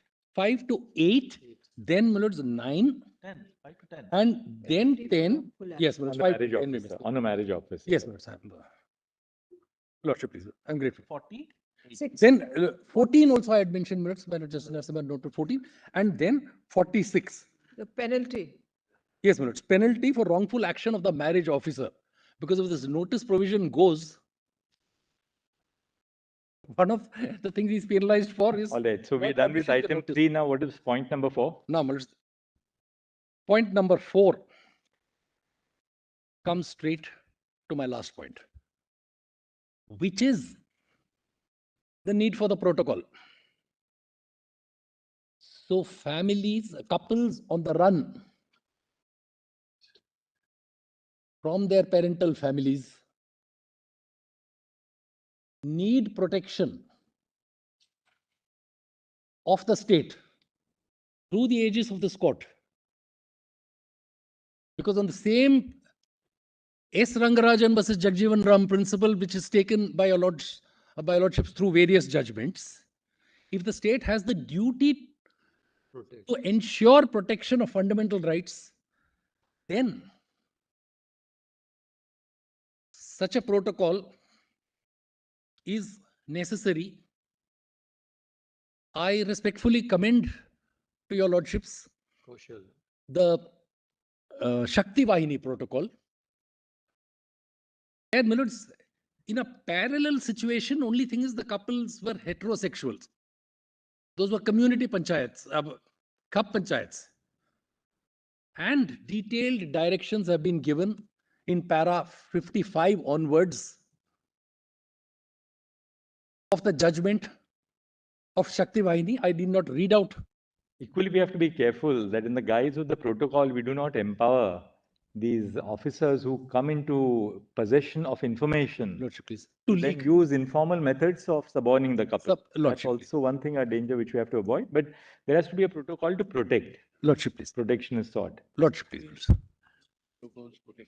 Yeah. That's right.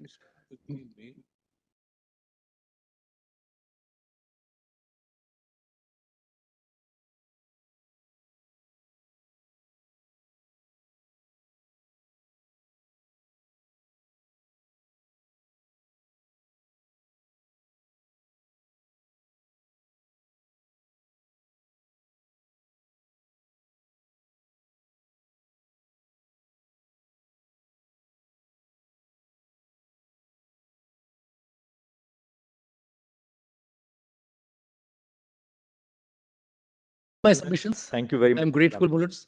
I haven't exceeded the time. Compliment you for such precision and absolute focus. Thank you very much. I'm deeply grateful, Mansur. And my gratitude to my team also, Bullets, for that.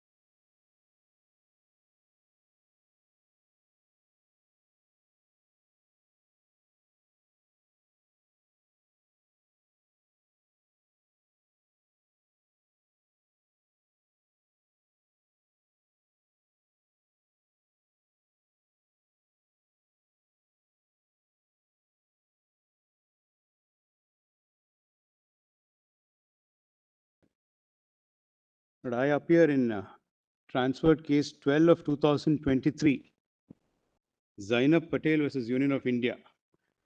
Your Lordship may, my Lord, for the time being, not take the note originally filed because coming as I do in the middle order, I had one distinct advantage, my lord, to follow the deliberations, particularly the queries of your lordship, the responses of the union, and the note submitted today, my lord, encompasses and tries to answer some or all of the questions that your lordships have posed, my lord, and my learned friends preceding me, my lord, who have done a very able job, have raised in the matter, my lord. So, Mr. Vishwanathan, if you could just assist us with a formulation. I will just formulate it, my lord. Just give me, I have, my lord, a written note with an index, but I just want to give your lordship a prefatory note. I'll take 3 minutes of my own time on that, my lord. My lord, at the bottom of all these constitutional questions, which I have set out and answered, is the one plea of the petitioners before your lordships here.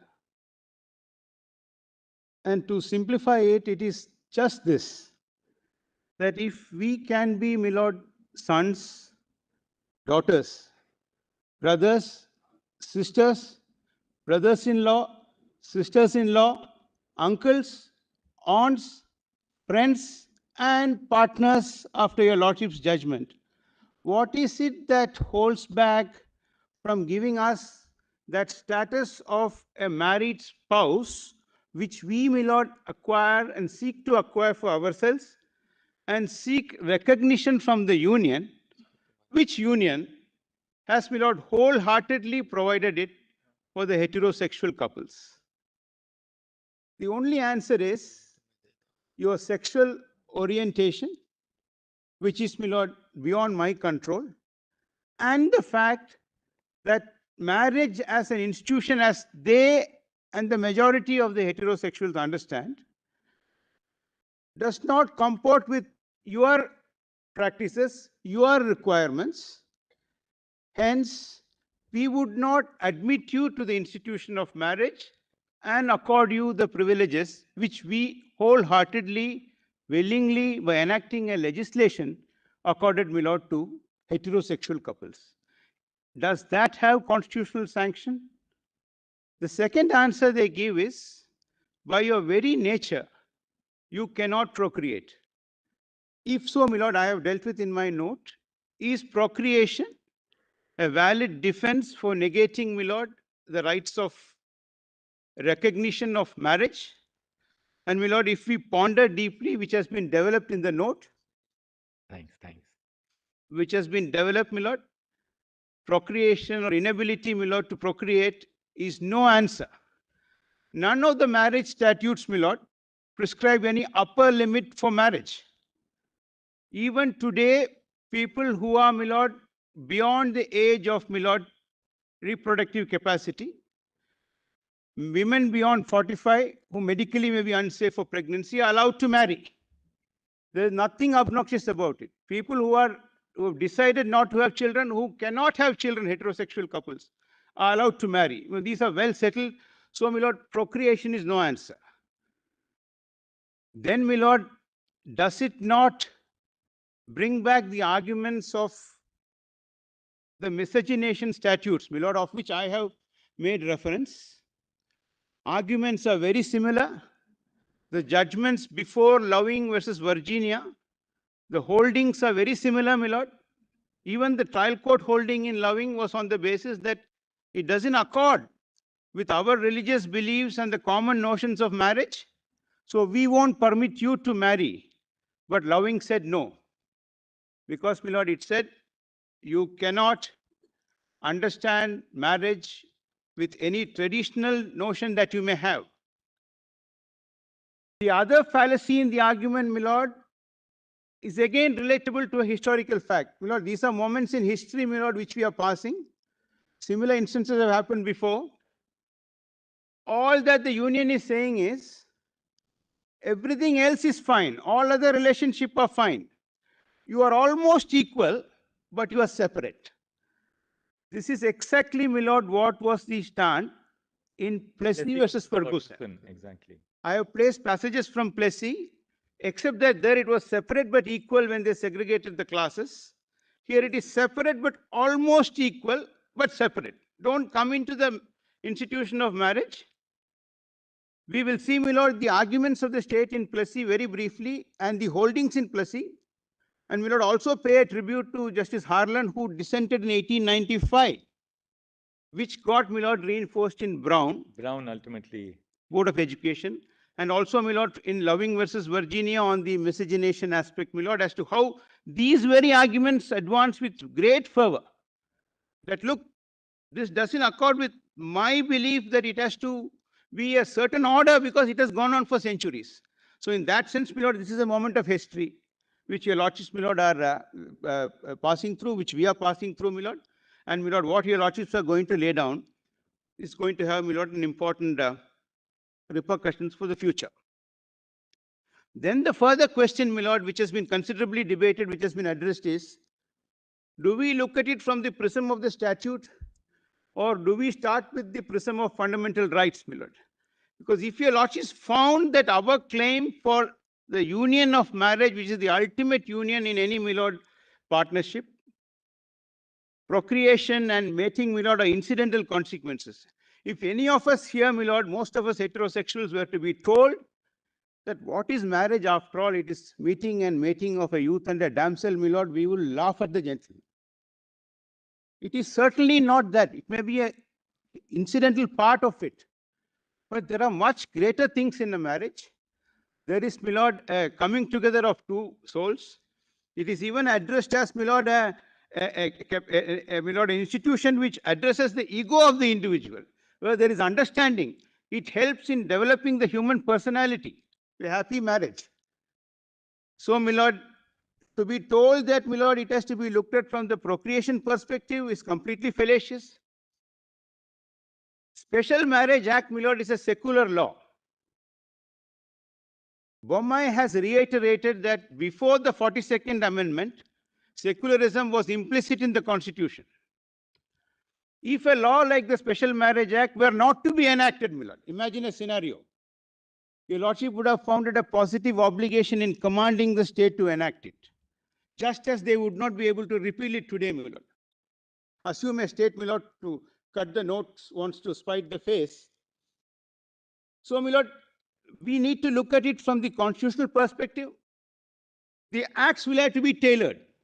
If there is a right, my lord, which is a fundamental right, it may fit into the statute as it now stands.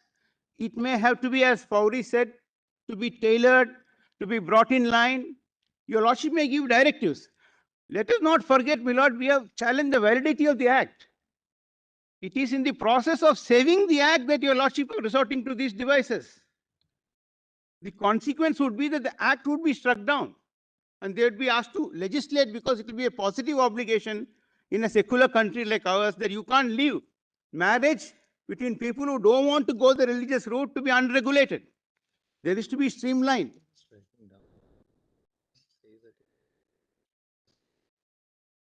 You actually sought for that as the first relief. We have, my lord, in 3 petitions, direct declarations that the statute, which only recognizes heterosexuals union, if it is to be so construed, is invalid.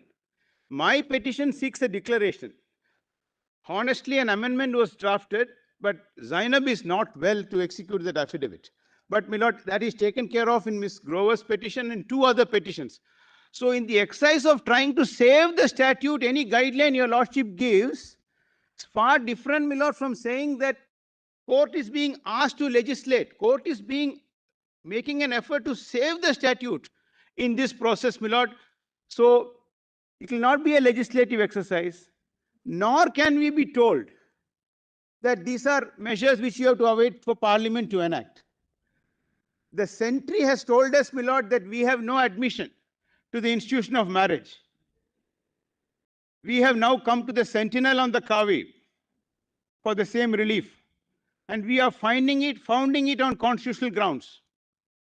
My lord, then the aspect of transgender, because even, my lord, in transgender persons, the 3 categories, the male manifested gender, the female manifested gender, they are entitled to maintain that manifestation.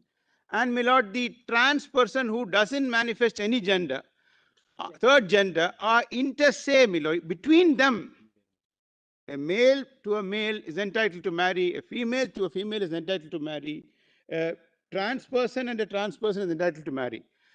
NALSA, my lord, expressly guarantees a right to marry The union may say it was in 2014 before the act and in the sense of a heterosexual marriage between a trans man and a trans woman. But today, my lord, this issue and the transgender case also, my lord, involves, when you say that you are as good as any other citizen and we don't discriminate, this aspect can't be held back only because of an aspect which is nothing attributable to my fault. It is an aspect of nature. Just as you have right-handers, you have left-handers too. Just as, my lord, you have heterosexual people, there are homosexual people who have come out. It is widely, my lord, an accepted nature all over the country. It is not confined to urban, my lord, situation. As your lordship, my lord, the Chief Justice said, maybe in urban areas, my lord, they have been more emboldened to come out and, my lord, seek their reliefs.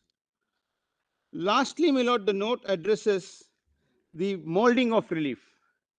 And, my lord, I have respectfully placed two scenarios, the Fowry scenario, where to save the, my lord, the statute, they gave an option to amend, which they may resort to, my lord, and streamline the statute. There is another scenario, my lord, where all that is required is to read the word spouse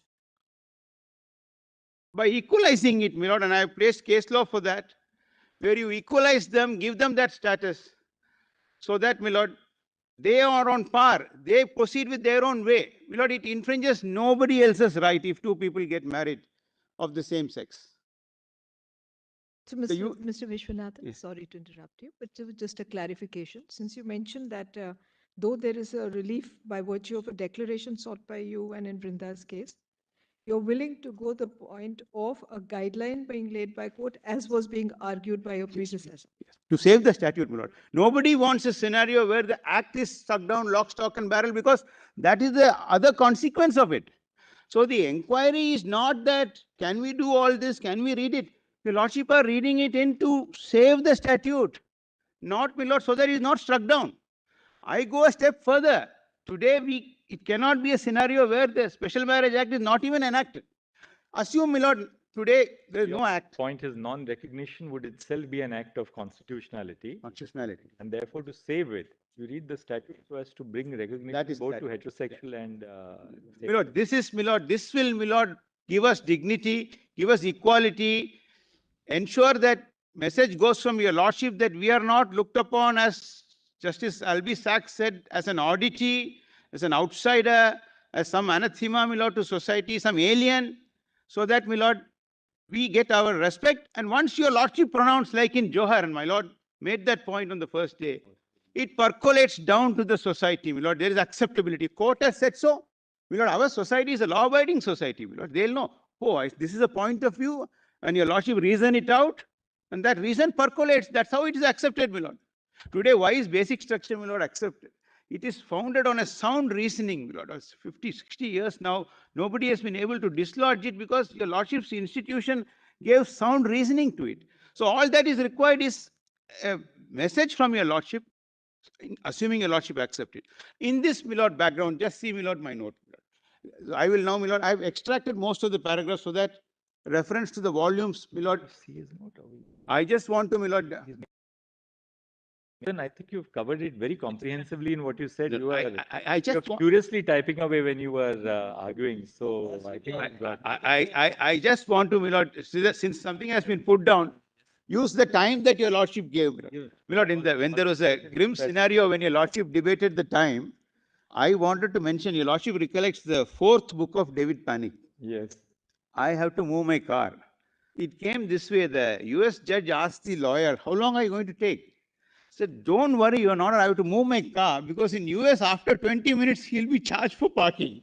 Now, the only reason I didn't say that was, your lordship should not now charge us for parking.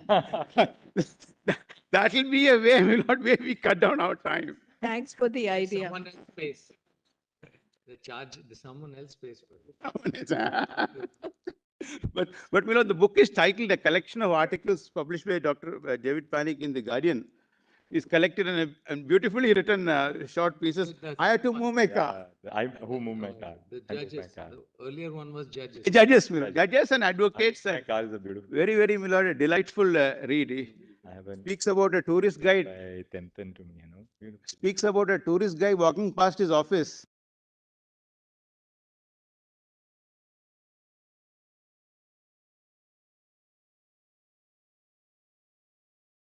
Make the best use of my time. My lord has the note called, my lord, loaded Yes. today. My lord, we are not This sure whether it committee will be put in loaded. Marriage and choice Yes. begins with that. My lord, that, only one line from that, No, which note are we looking at? that kindly come to my lord Carlos Ball. Sorry, my lord. My lord, we have, my lord, I know your lordship detests hard copies. I have a soft copy, but I also, my lord, I have a soft copy. Very Just one, Carlos. just see page 4, my lord, Page Carlos one. Ball. Carlos Ball. Rest, got it. Yeah. Not this one. Not My lord, may I give a hard copy to you? Something from what was earlier. Yes, my lord. My lord, after your lordship's queries, Yes, ma'am. One Goodrich versus a department. Goodrich versus department, my lord, some of them are culled out from cases cited in Fowry. Some independently, my lord, my team has, my lord, been able to collect. First 10 to 12 pages you have covered as to the meaning of marriage. Yes, my lord. On marriage, and how, my lord, it is. Quoted Martha Nussbaum also. Martha Nussbaum is quoted, my lord. A learned friend, one of them was very exercised, my lord, leading and a treatise already quoted by your lordships in Navtej.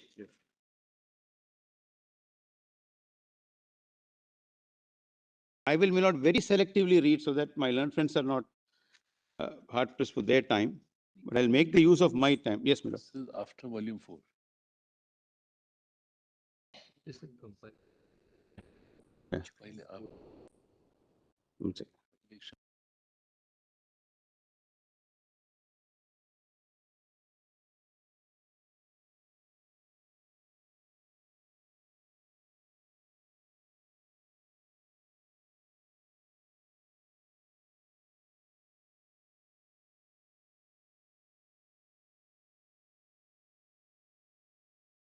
Mark it. I'm not going to read it. Page 4. That quotation, Carlos, yeah. Morality of Gay Rights, Carlos Ball, on how, my lord, constitutive elements of personhood get its full blossoming when the marital union, my lord. As your lordship come down the italicized portion, page 4, my lord. The public recognition, when it is accompanied by social support and encouragement, makes it more likely that the relevant responsibilities will be met. The structure that marriage provides, the obligation that it requires, then can strengthen and make more durable the affectional components of sexual intimacy that are characterized by ongoing commitment and mutuality. The socially recognized marital relationship can provide the structure through which the well-being of the partner becomes inextricably linked to the well-being of the self. Fundamental to it, my lord, is the choice, as my lord, my learned friend Ms. Tara, my lord, wants me to emphasize. The aspect of choice put in bold letters, my lord, through the first 4 paragraphs. Yes. My lord, Goodrich said, yearning for security, safe haven, and connection has expressed that express our common humanity. My lord, this is to remove it far away from, my lord, the procreation part which was highlighted. My lord, kindly come over the page on the aspect of, my lord, the equality code, how only one form cannot be determinative. My lord, Fowry, one important passage Dr. Singhvi placed in his note, my lord, but just see the para 13 before the extract, my lord.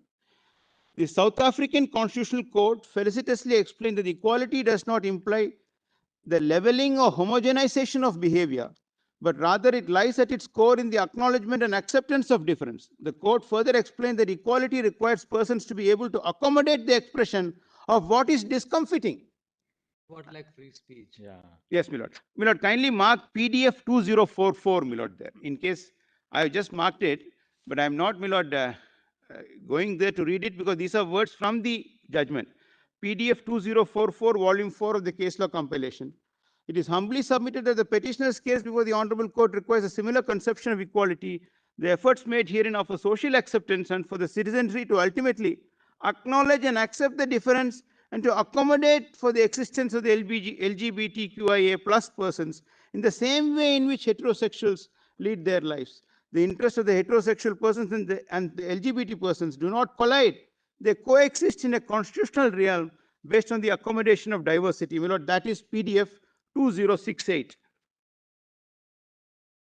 My lord, over the page 8, para 16, only because the union says we have prescribed age restrictions, we have prescribed prohibited degree. But they are founded, my lord, on solid, my lord, grounds of health. Kindly see, my lord, how we have addressed it from line about 4 in para 16. In this regard, it is submitted the same is a defense which is the nature of purported facial equality and ought not to be accepted by this court, whereas the restriction of certain class of heterosexual persons from being married, such as minors or other forms of prohibited relationship, directly relate to the state's power to restrict the said marriage on the grounds of either health or such other acceptable grounds.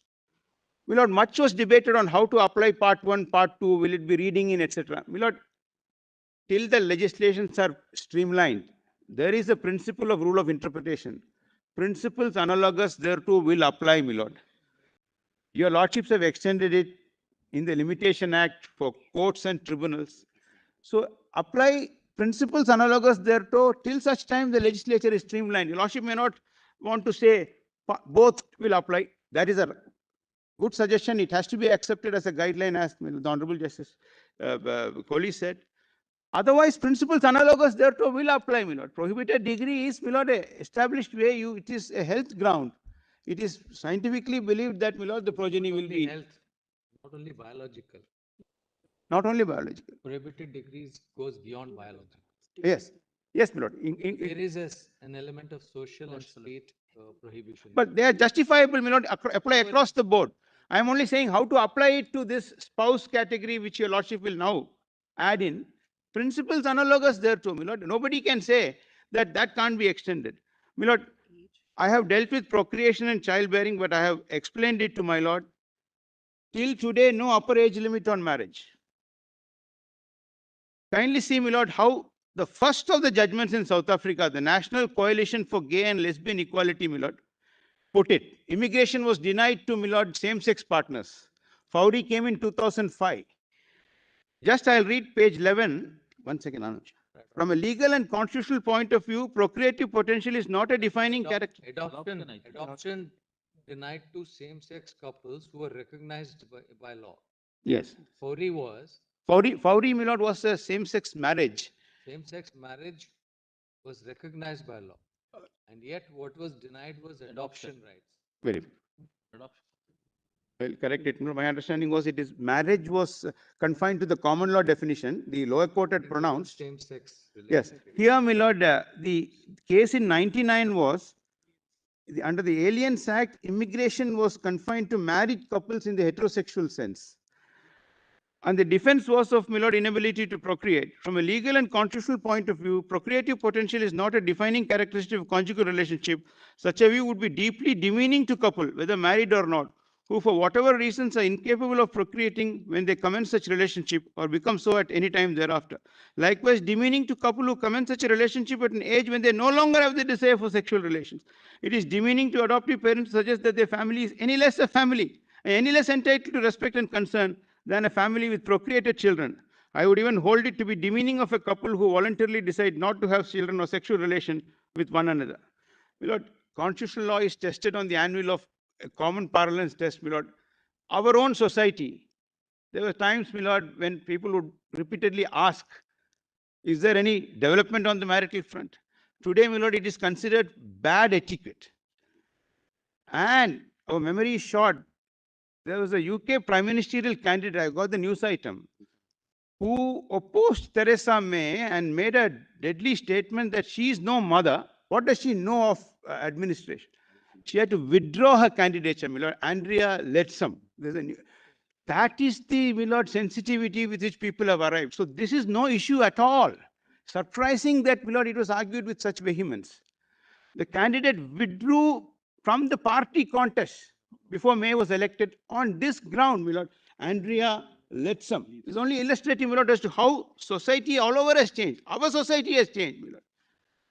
My lord, Obergefell on the point that, my lord, you can't see marriage through the narrow lens of procreation. Asexual. Yes. My lord, there is one important aspect which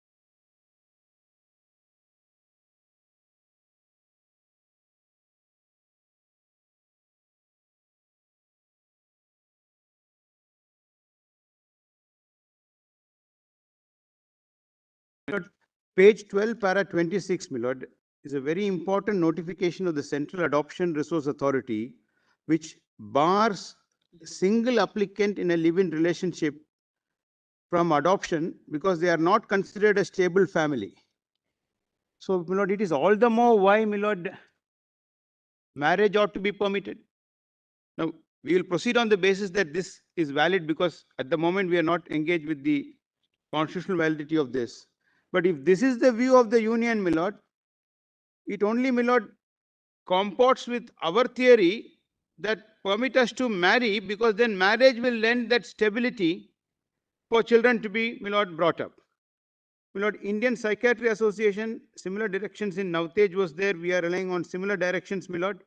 But what is of great interest is a law in the anvil by the 118th report of, my lord, the Parliamentary Standing Committee, wanting a comprehensive law for everybody, harmonizing Hindu adoption maintenance, juvenile justice, which would cover also the LGBTQ community, my lord. This is a very salutary development by our parliamentary committee.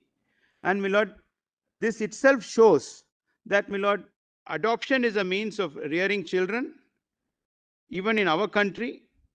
And the only country, my lord, which collected an empirical data in a court case, which we could locate, was a Hawaiian case, my lord, where on remand from the Supreme Court of Hawaii, they took empirical data and evidence to show and concluded that there is no evidence to show that gay, lesbian, and same-sex couple do not provide children, my lord, the safety, security, and the upbringing they require. My lord, long back in our country, the law was all that is required is the welfare of the child, my lord. If I recollect, it was Annie Besant versus Krishnamurti. If that is applied, my lord, it doesn't matter whether it's a heterosexual couple or a homosexual couple, and all these findings, my lord, based on evidence that they are as well suited as heterosexual couple to bring up children, my lord. So to say, my lord, And Mr. Vishwanathan, what happens when there is a heterosexual couple and when the child sees domestic violence? Will that child grow up in a normal atmosphere? Yes. Of a father becoming an alcoholic, coming home and thrashing the mother every night Precisely, my lord. and asking for money for alcohol? I mean, this is so much for heterosexual. There are no absolutes, as I said, even at the risk of getting trolled. But Lord, but now this has become the name of the game for judges to confront. Answers to what we say in the court are in the trolls, not in the court, you know. my lord, think of one more step, my lord. If this is accepted procreation, what if Parliament says that I give only life interest to, my lord, LGBTQ and let it revert to the others because anyway you are not going to have children. We will now revert it will escheat to government. So we'll keep it in the family by giving you life interest and revert it because you can't procreate. Give ideas. No, my lord, I'm saying the consequence, disastrous consequence of this argument. They are entitled to their security, they are living, they can pass it on to their children, they can will it away. My lord, if this argument is taken to its logical end, you don't procreate, you don't vote, because you're saying for the future generation, because you can't procreate. Then by that token, a law can be made to say that if there is a couple who are 50 years old, they don't have children, they won't have a right to vote. I mean, see, these kind of possibilities are extremes. I mean, we have to keep it within the realms of probability. Let us not, as rhetoric flourish, maybe you can. But my lord, it will lead to that. Well, tomorrow, if your lordship's imprimatur is obtained, my lord, I'm only saying in the hypothetical scenario, how do we stop this, my lord? Same judgments will be cited. So, and my lord, this couple who are beyond the age, my lord, of producing children, that there is no embargo on marriage has been used as an illustration. And your lordship notice, my lord, I repeat the point, no upper age limit. 18 and 21 are the minimum age limits. Sorry. Will happen.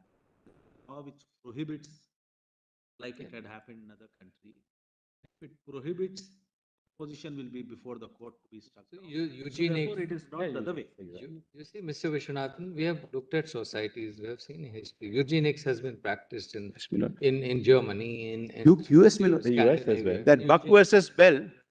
So my lord, therefore, see, we have to see within the fabric of our democratic setup and our plural society, whether these are within the realms of possibility.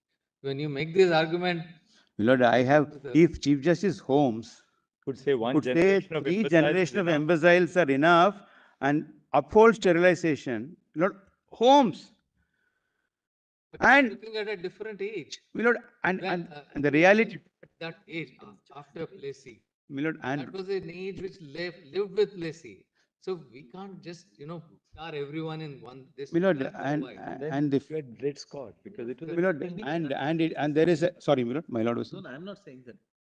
My lord, Route is not necessary. it is only an illustrative to show this procreation is presented, my lord, across the world spectrum. The point is My lord, just coming back to that, my lord, there is a study by Adam Cohen in his book Buck versus Bell that it appears the report of that Bell that these are, my lord, Down syndrome people, it was also false. The children have topped the, my lord, the school. The mother, my lord, had done well, but they were all, my lord, sterilized, saying 3 generations of eugenics of imbeciles are enough. My lord rightly mentioned, my lord. So this is actually the eugenic scenario, but I understand. But I'm saying, my lord, procreation cannot be placed at that pedestal, my lord, that as if the entire institution is for, my lord, procreation. It is in that context, my lord. Yes. You can't say it can't be. You can say certainly it cannot be. It cannot be My lord, placed at that pedestal. my lord, I'll take it. I'll only put this much that gay, lesbian, LGBTQ parents are as much qualified to, my lord, rear children, adopt and rear children, my lord, as bring up children, as much as, my lord, the heterosexual parents are. The next point has already been put it in this way that same-sex couples seek the same benefits of marriage, save and except for procreation. Yes. And there are a whole range of benefits which cohabitation and marriage provides, which same-sex couples assert for themselves. Denied. Family pension, my lord, is an important aspect. I think the word Mr. Ramachandran put it, it's a gateway. Gateway. It's a gateway. It opens up so many possibilities. Very good. So many That's the rights, correct so way to many look at it. entitlements, those which you can enjoy. And those which, of course, you cannot be part of, you don't. That's correct. You take it as it is. But the choice, my lord, should be given. That's what my lord is. The choice should be available. It's up to me to enter, not enter, exit. Just as in the case of heterosexual couples now, with the spread of education, the pressures of of the modern age, increasingly couples are either childless or single child couples. And therefore, you see even populous countries like China now really losing out on the demographic dividend as populations are increasingly becoming elderly. Why? Because the young who are highly educated do not want to have more children. But that's a matter of choice. That's a matter of choice. Heterosexual marriages doesn't depend upon children. Correct, my lord. Correct. That's as simple as that. Vishwanathan, this notion, that it's only, the very highly educated or the elitist who want a reduced number of children. You have to only talk to people who work for you in cities like in our city. You talk to people who are close to you and find that, most of them say that we want to have one child. My chauffeur has a daughter. A prominent constitutional lawyer. A daughter. So this is now becoming there is It is on there's a record. certain degree of awareness, also a feeling that, well, people are moving away from this notion that, well, you must have a boy. That's the spread of education, the impact of education, that you may have just a single child, that you may have a... It's on record that a prominent constitutional lawyer, my lord, and his wife decided not to have children so that they could dedicate themselves to their my lord, activities and practice society. My lord, sir.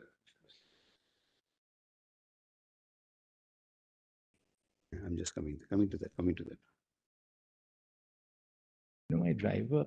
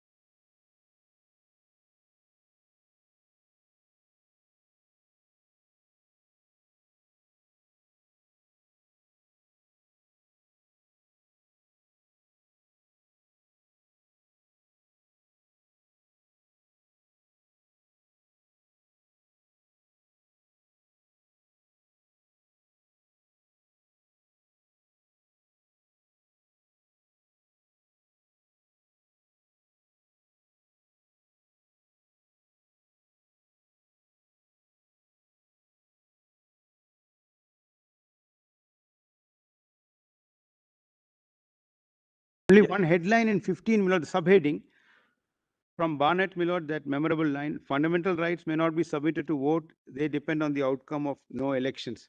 And more felicitously put by my lord Baba Sahib at page 16 bottom, in the context of the Hindu law code, my lord, that I am not, kindly see the last 4 lines of the quotation. I have not the slightest doubt in my mind that the provisions of this bill are in perfect consonance with the conscience of the community.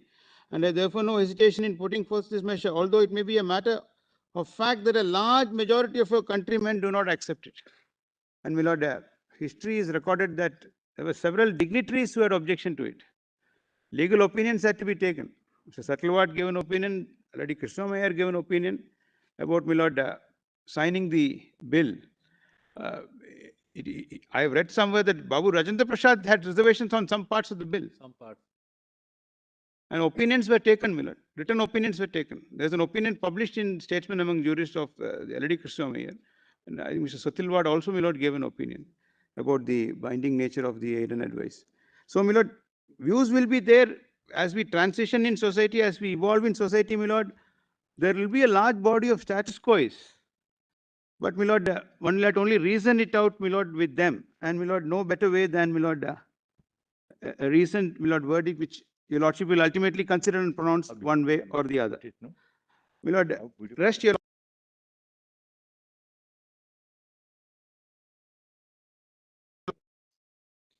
The first bill. It's the Hindu code. Yeah. 54 was the first one, my lord. There is a 54. subsequent one also. Look at it. It was the first attempt to break down barriers. Right. In the endogamous society, even among Hindus. Hindus. Apart from that, it gave, of course, a long title says enabling a platform for interfaith marriage. Absolutely. My lord, women got property rights in the sense of self-acquired. First tripital in section 6 on the death of my lord, the Kopasana. Kopasari came 2005 all over India. Tamil Nadu introduced it, my lord, in 89. But Karnataka and Maharashtra. But, my lord, kindly see, my lord, given property rights, except that there has to be a death and then notional partition and a first tripital at that stage. Now they are parts of the Kopasari. And when 23 was deleted in the 2005 Act, of course, we argue, my lord, under the cab rank rule. I argued saying it can't apply to pending suits. Your lordship rejected it in Gokul versus, my lord, Geeta versus Shekhar. These are statutory interventions. Interventions. Your lordship said no. 23, which said for a dwelling house partition, a female must tag along a male relative, is per se, my lord, discriminatory. Merely because it was deleted in 2005, I will not say it has no application to pending suits. You may argue that suits crystallized, law crystallized on the date of the suit. My lord, your lordship could skip this portion, my lord, and quickly go over to, my lord, the 18. I am not going to read the 3 pages, my lord, it's carrying coal to Newcastle. My lord, 18. 18 Roman 5, my lord. And I, my lord, find a lot of reverberations in the ratio in the miscegenation, my lord, law. To say that heterosexual marriages are the norm and are foundational to existence of the state rings a similarity to the theoretical underpinnings of the miscegenation statutes, my lord. Just see, my lord, Gibson, which preceded Loving, my lord. Gibson followed Philadelphia, Westchester. Just permit me to read 5 lines, the underlined ones, my lord, to see the similarity, my lord, because these are moments in history which have already passed through, my lord. The question is one of difference, not of superiority or inferiority. Why the creator made one black and the other white, we do not know. But the fact is apparent, and the races are distinct, each producing its own kind and following the peculiar law of its constitution. Conceding equality with natures as perfect and rights as sacred, yet God has made them dissimilar, with those natural instincts and feelings which he always imparts to his creatures, which he intends that they will not overstep the natural boundaries he has assigned to them. The natural which forbids their intermarriage and that social law amalgamation which leads to a corruption of races is as clearly divine as that which imparted to them different natures. The tendency of intimate social intermixture is to amalgamation contrary to the law of races. The separation of the white and black races upon the surface of the globe is a fact equally apparent. Why this is so, it is not necessary to speculate, but the fact of a distribution of men by race and color is as visible in the providential arrangement of the earth as that of heat and cold. The natural separation of the races is therefore an undeniable fact, and all social organizations which lead to their amalgamation are repugnant to the law of nature. Further down in the underlined portion, it is simply to say that following the order of divine providence, human authority ought not to compel this widely separated race to intermix. Naim followed it. Then came, my lord, loving. But see, my lord, even in loving, what the holding of the code below was para 42. My lord, lordship may mark PDF in loving, my lord, 1770 in para 42, where it says 1762 volume 4. 1770. 177, 8 pages, my lord, in this volume is the difference. Almighty God created the races white, black, yellow, Malay, and red, and he placed them on separate continents. And but for the interference with this arrangement, there would be no cause for such marriages. The fact that he separated the races shows that he did not intend for the races to mix. And my lord, how it was overturned.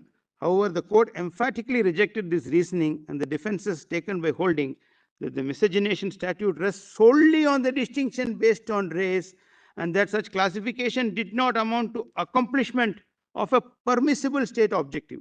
It further concluded that the denial of freedom of marriage, which is fundamental to a person's existence, would amount to violation of the equality principle.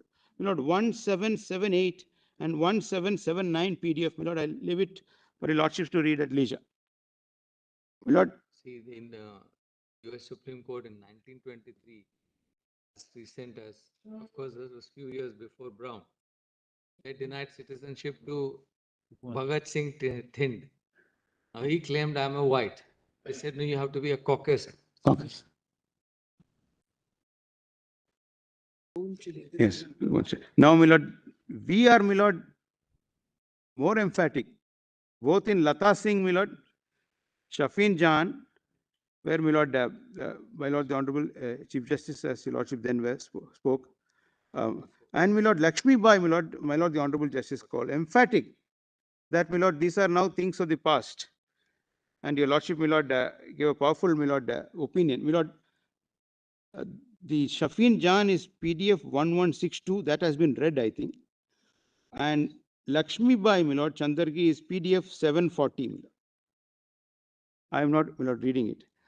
My lord, according to me, this is the equivalent of saying separate, almost equal but separate. I can't say equal as they said, but they were just segregating. Here, my lord, almost equal but separate, my lord, completely unacceptable under our, my lord, constitutional scheme.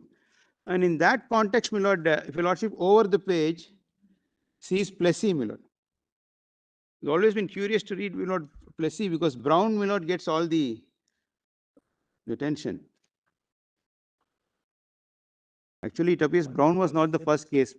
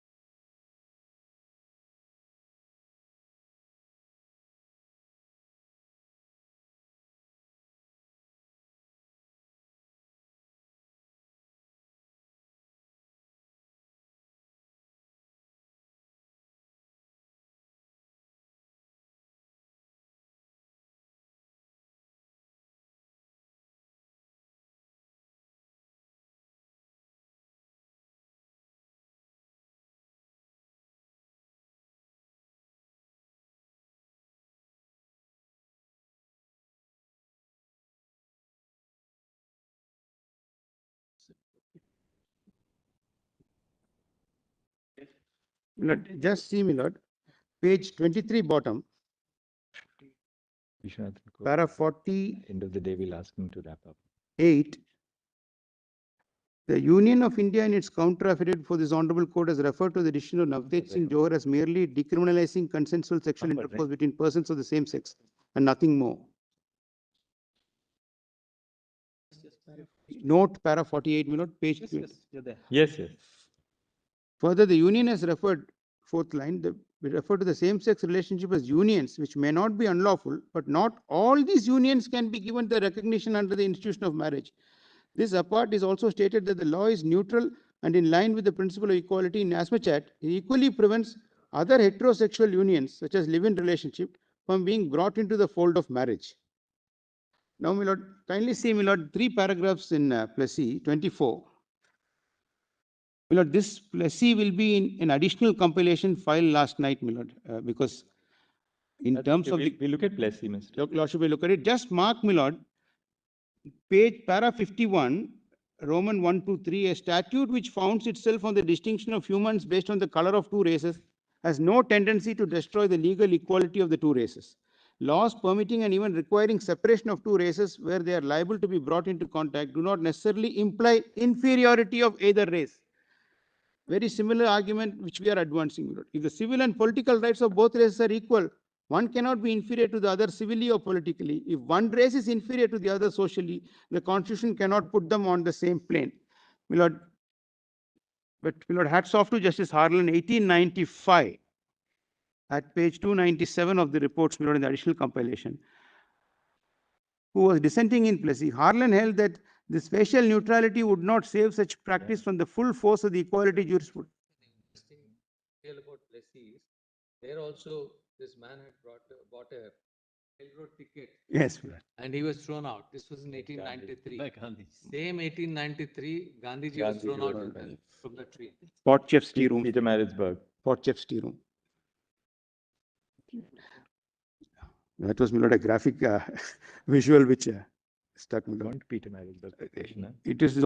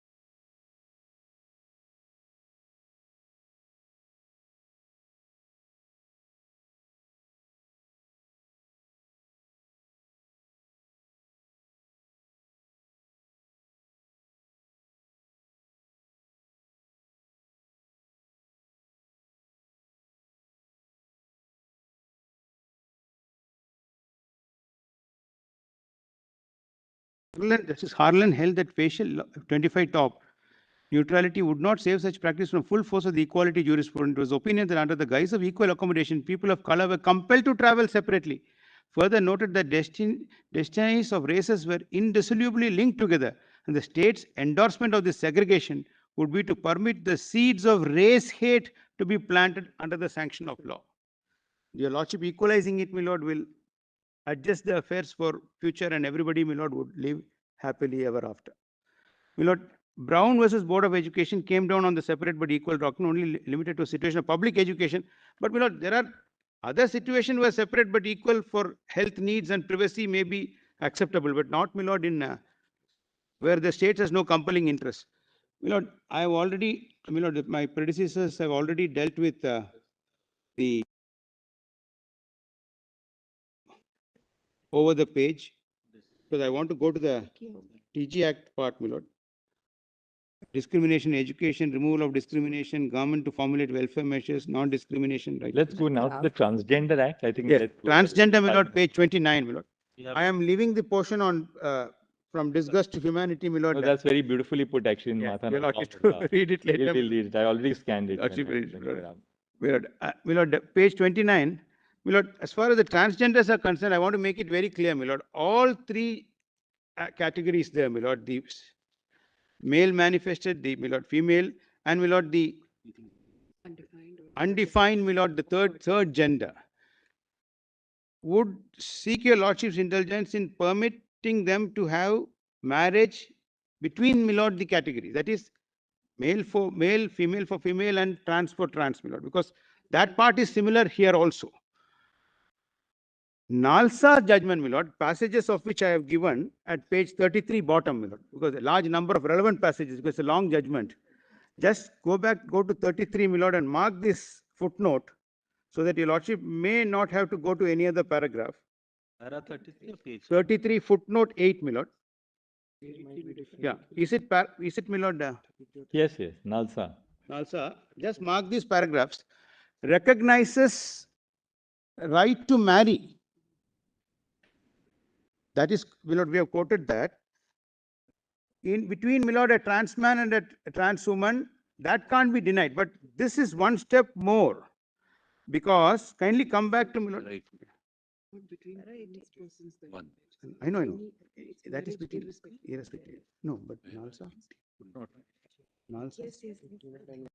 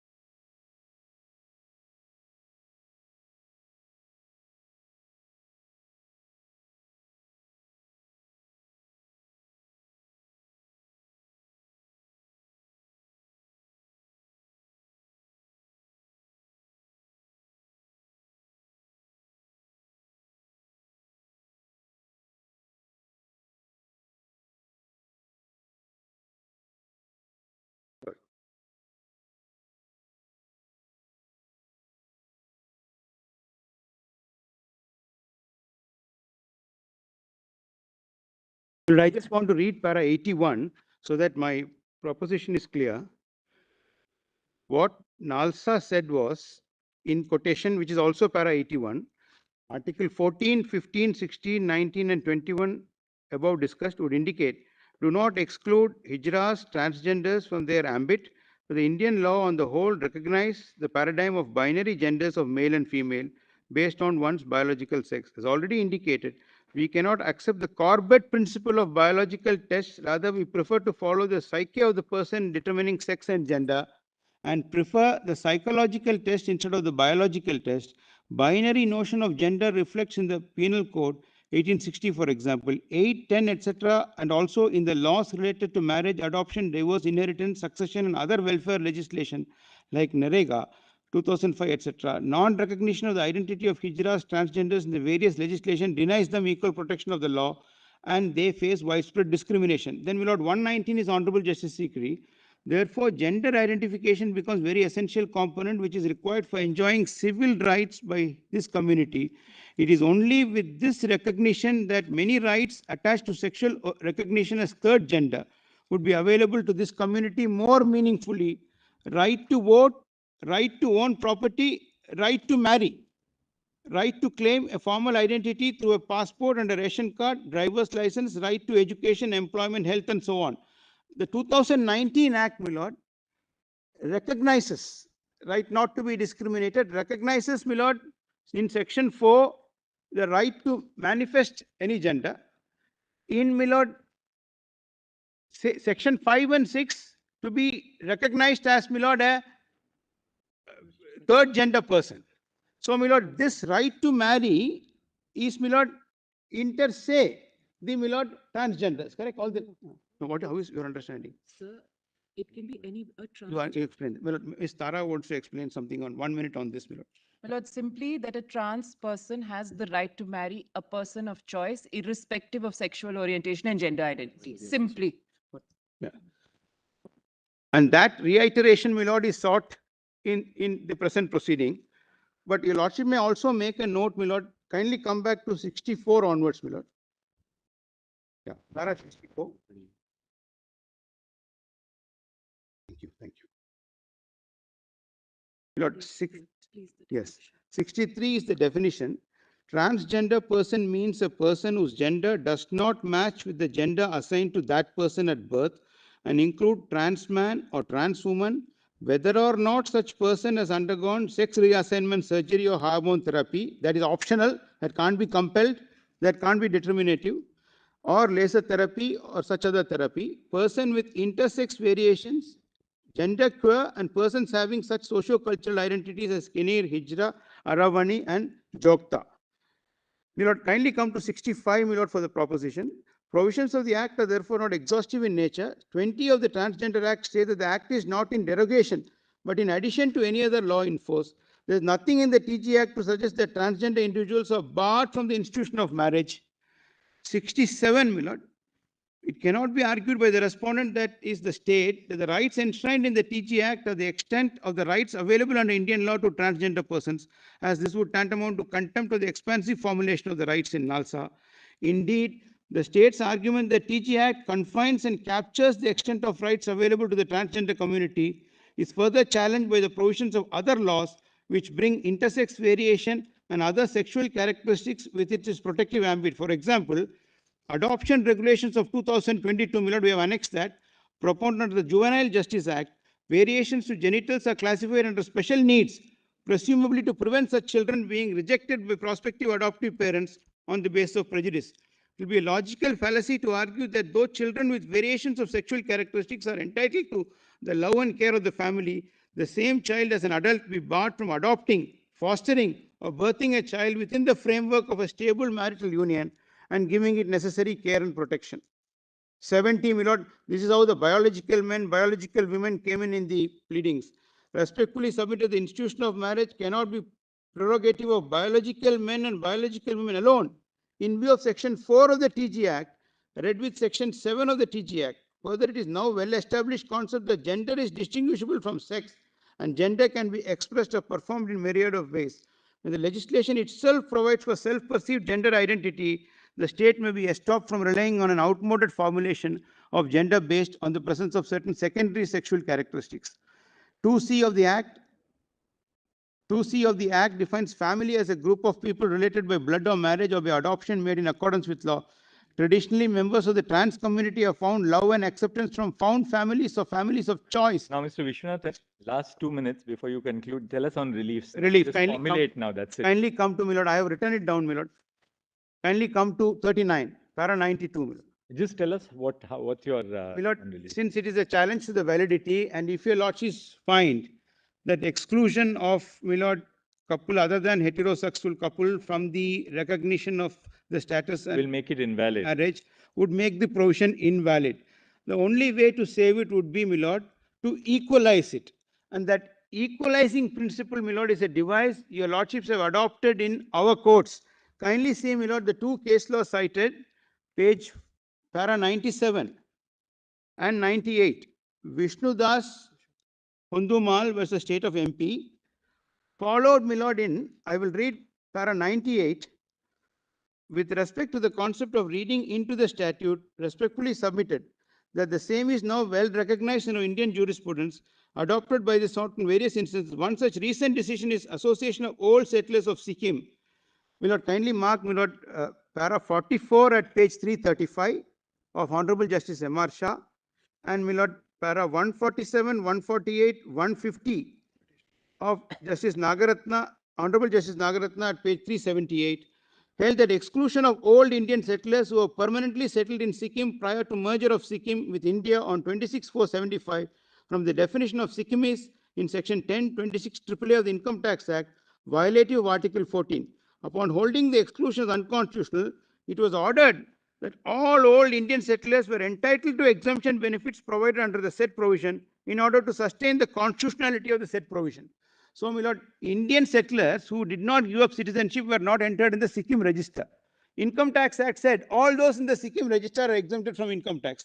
It was argued, my lord, I had the privilege of assisting the court, citing Vishnudas, Handimal and other cases, my lord, including Nakara, that the provision need not be struck down, but the left out categories, my lord, are added to it and equalized. Lordships accepted it. In fact, Honorable Justice Nagaratna laid down and said it is up to Parliament to amend, but all will be entitled to exemption by equalizing it. So if your Lordship apply that, all that is required, my lord, is for the time being to add husband, wife, or spouse. Rest will, my lord, follow. They need to tailor it. Or the Fowry model, my lord.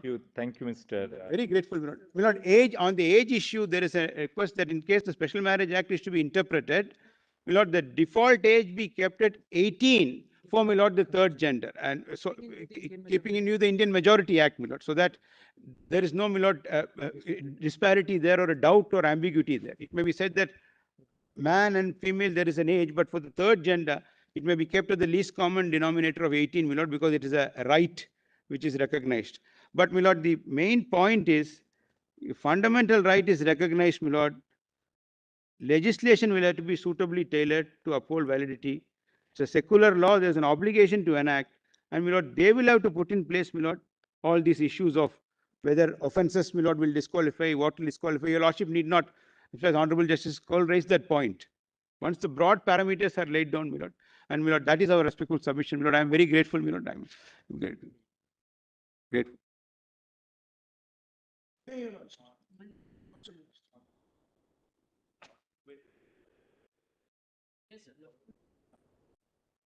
Thari, Anita Shenoy, Dr. Menaka Guruswamy, Saurabh Kripal, Vindra Gogar, Karuna Nandi, Arundhati Kajju, Raghav Avasti, Shivam Singh, Namit Saxena, and Manu Shivnath.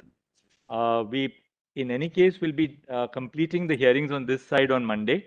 So please, I would suggest that all of you, learned counsel, have a meeting between yourselves, that you ration time between yourselves. It's very difficult for judges to, you know, to curtail anybody, and, you know.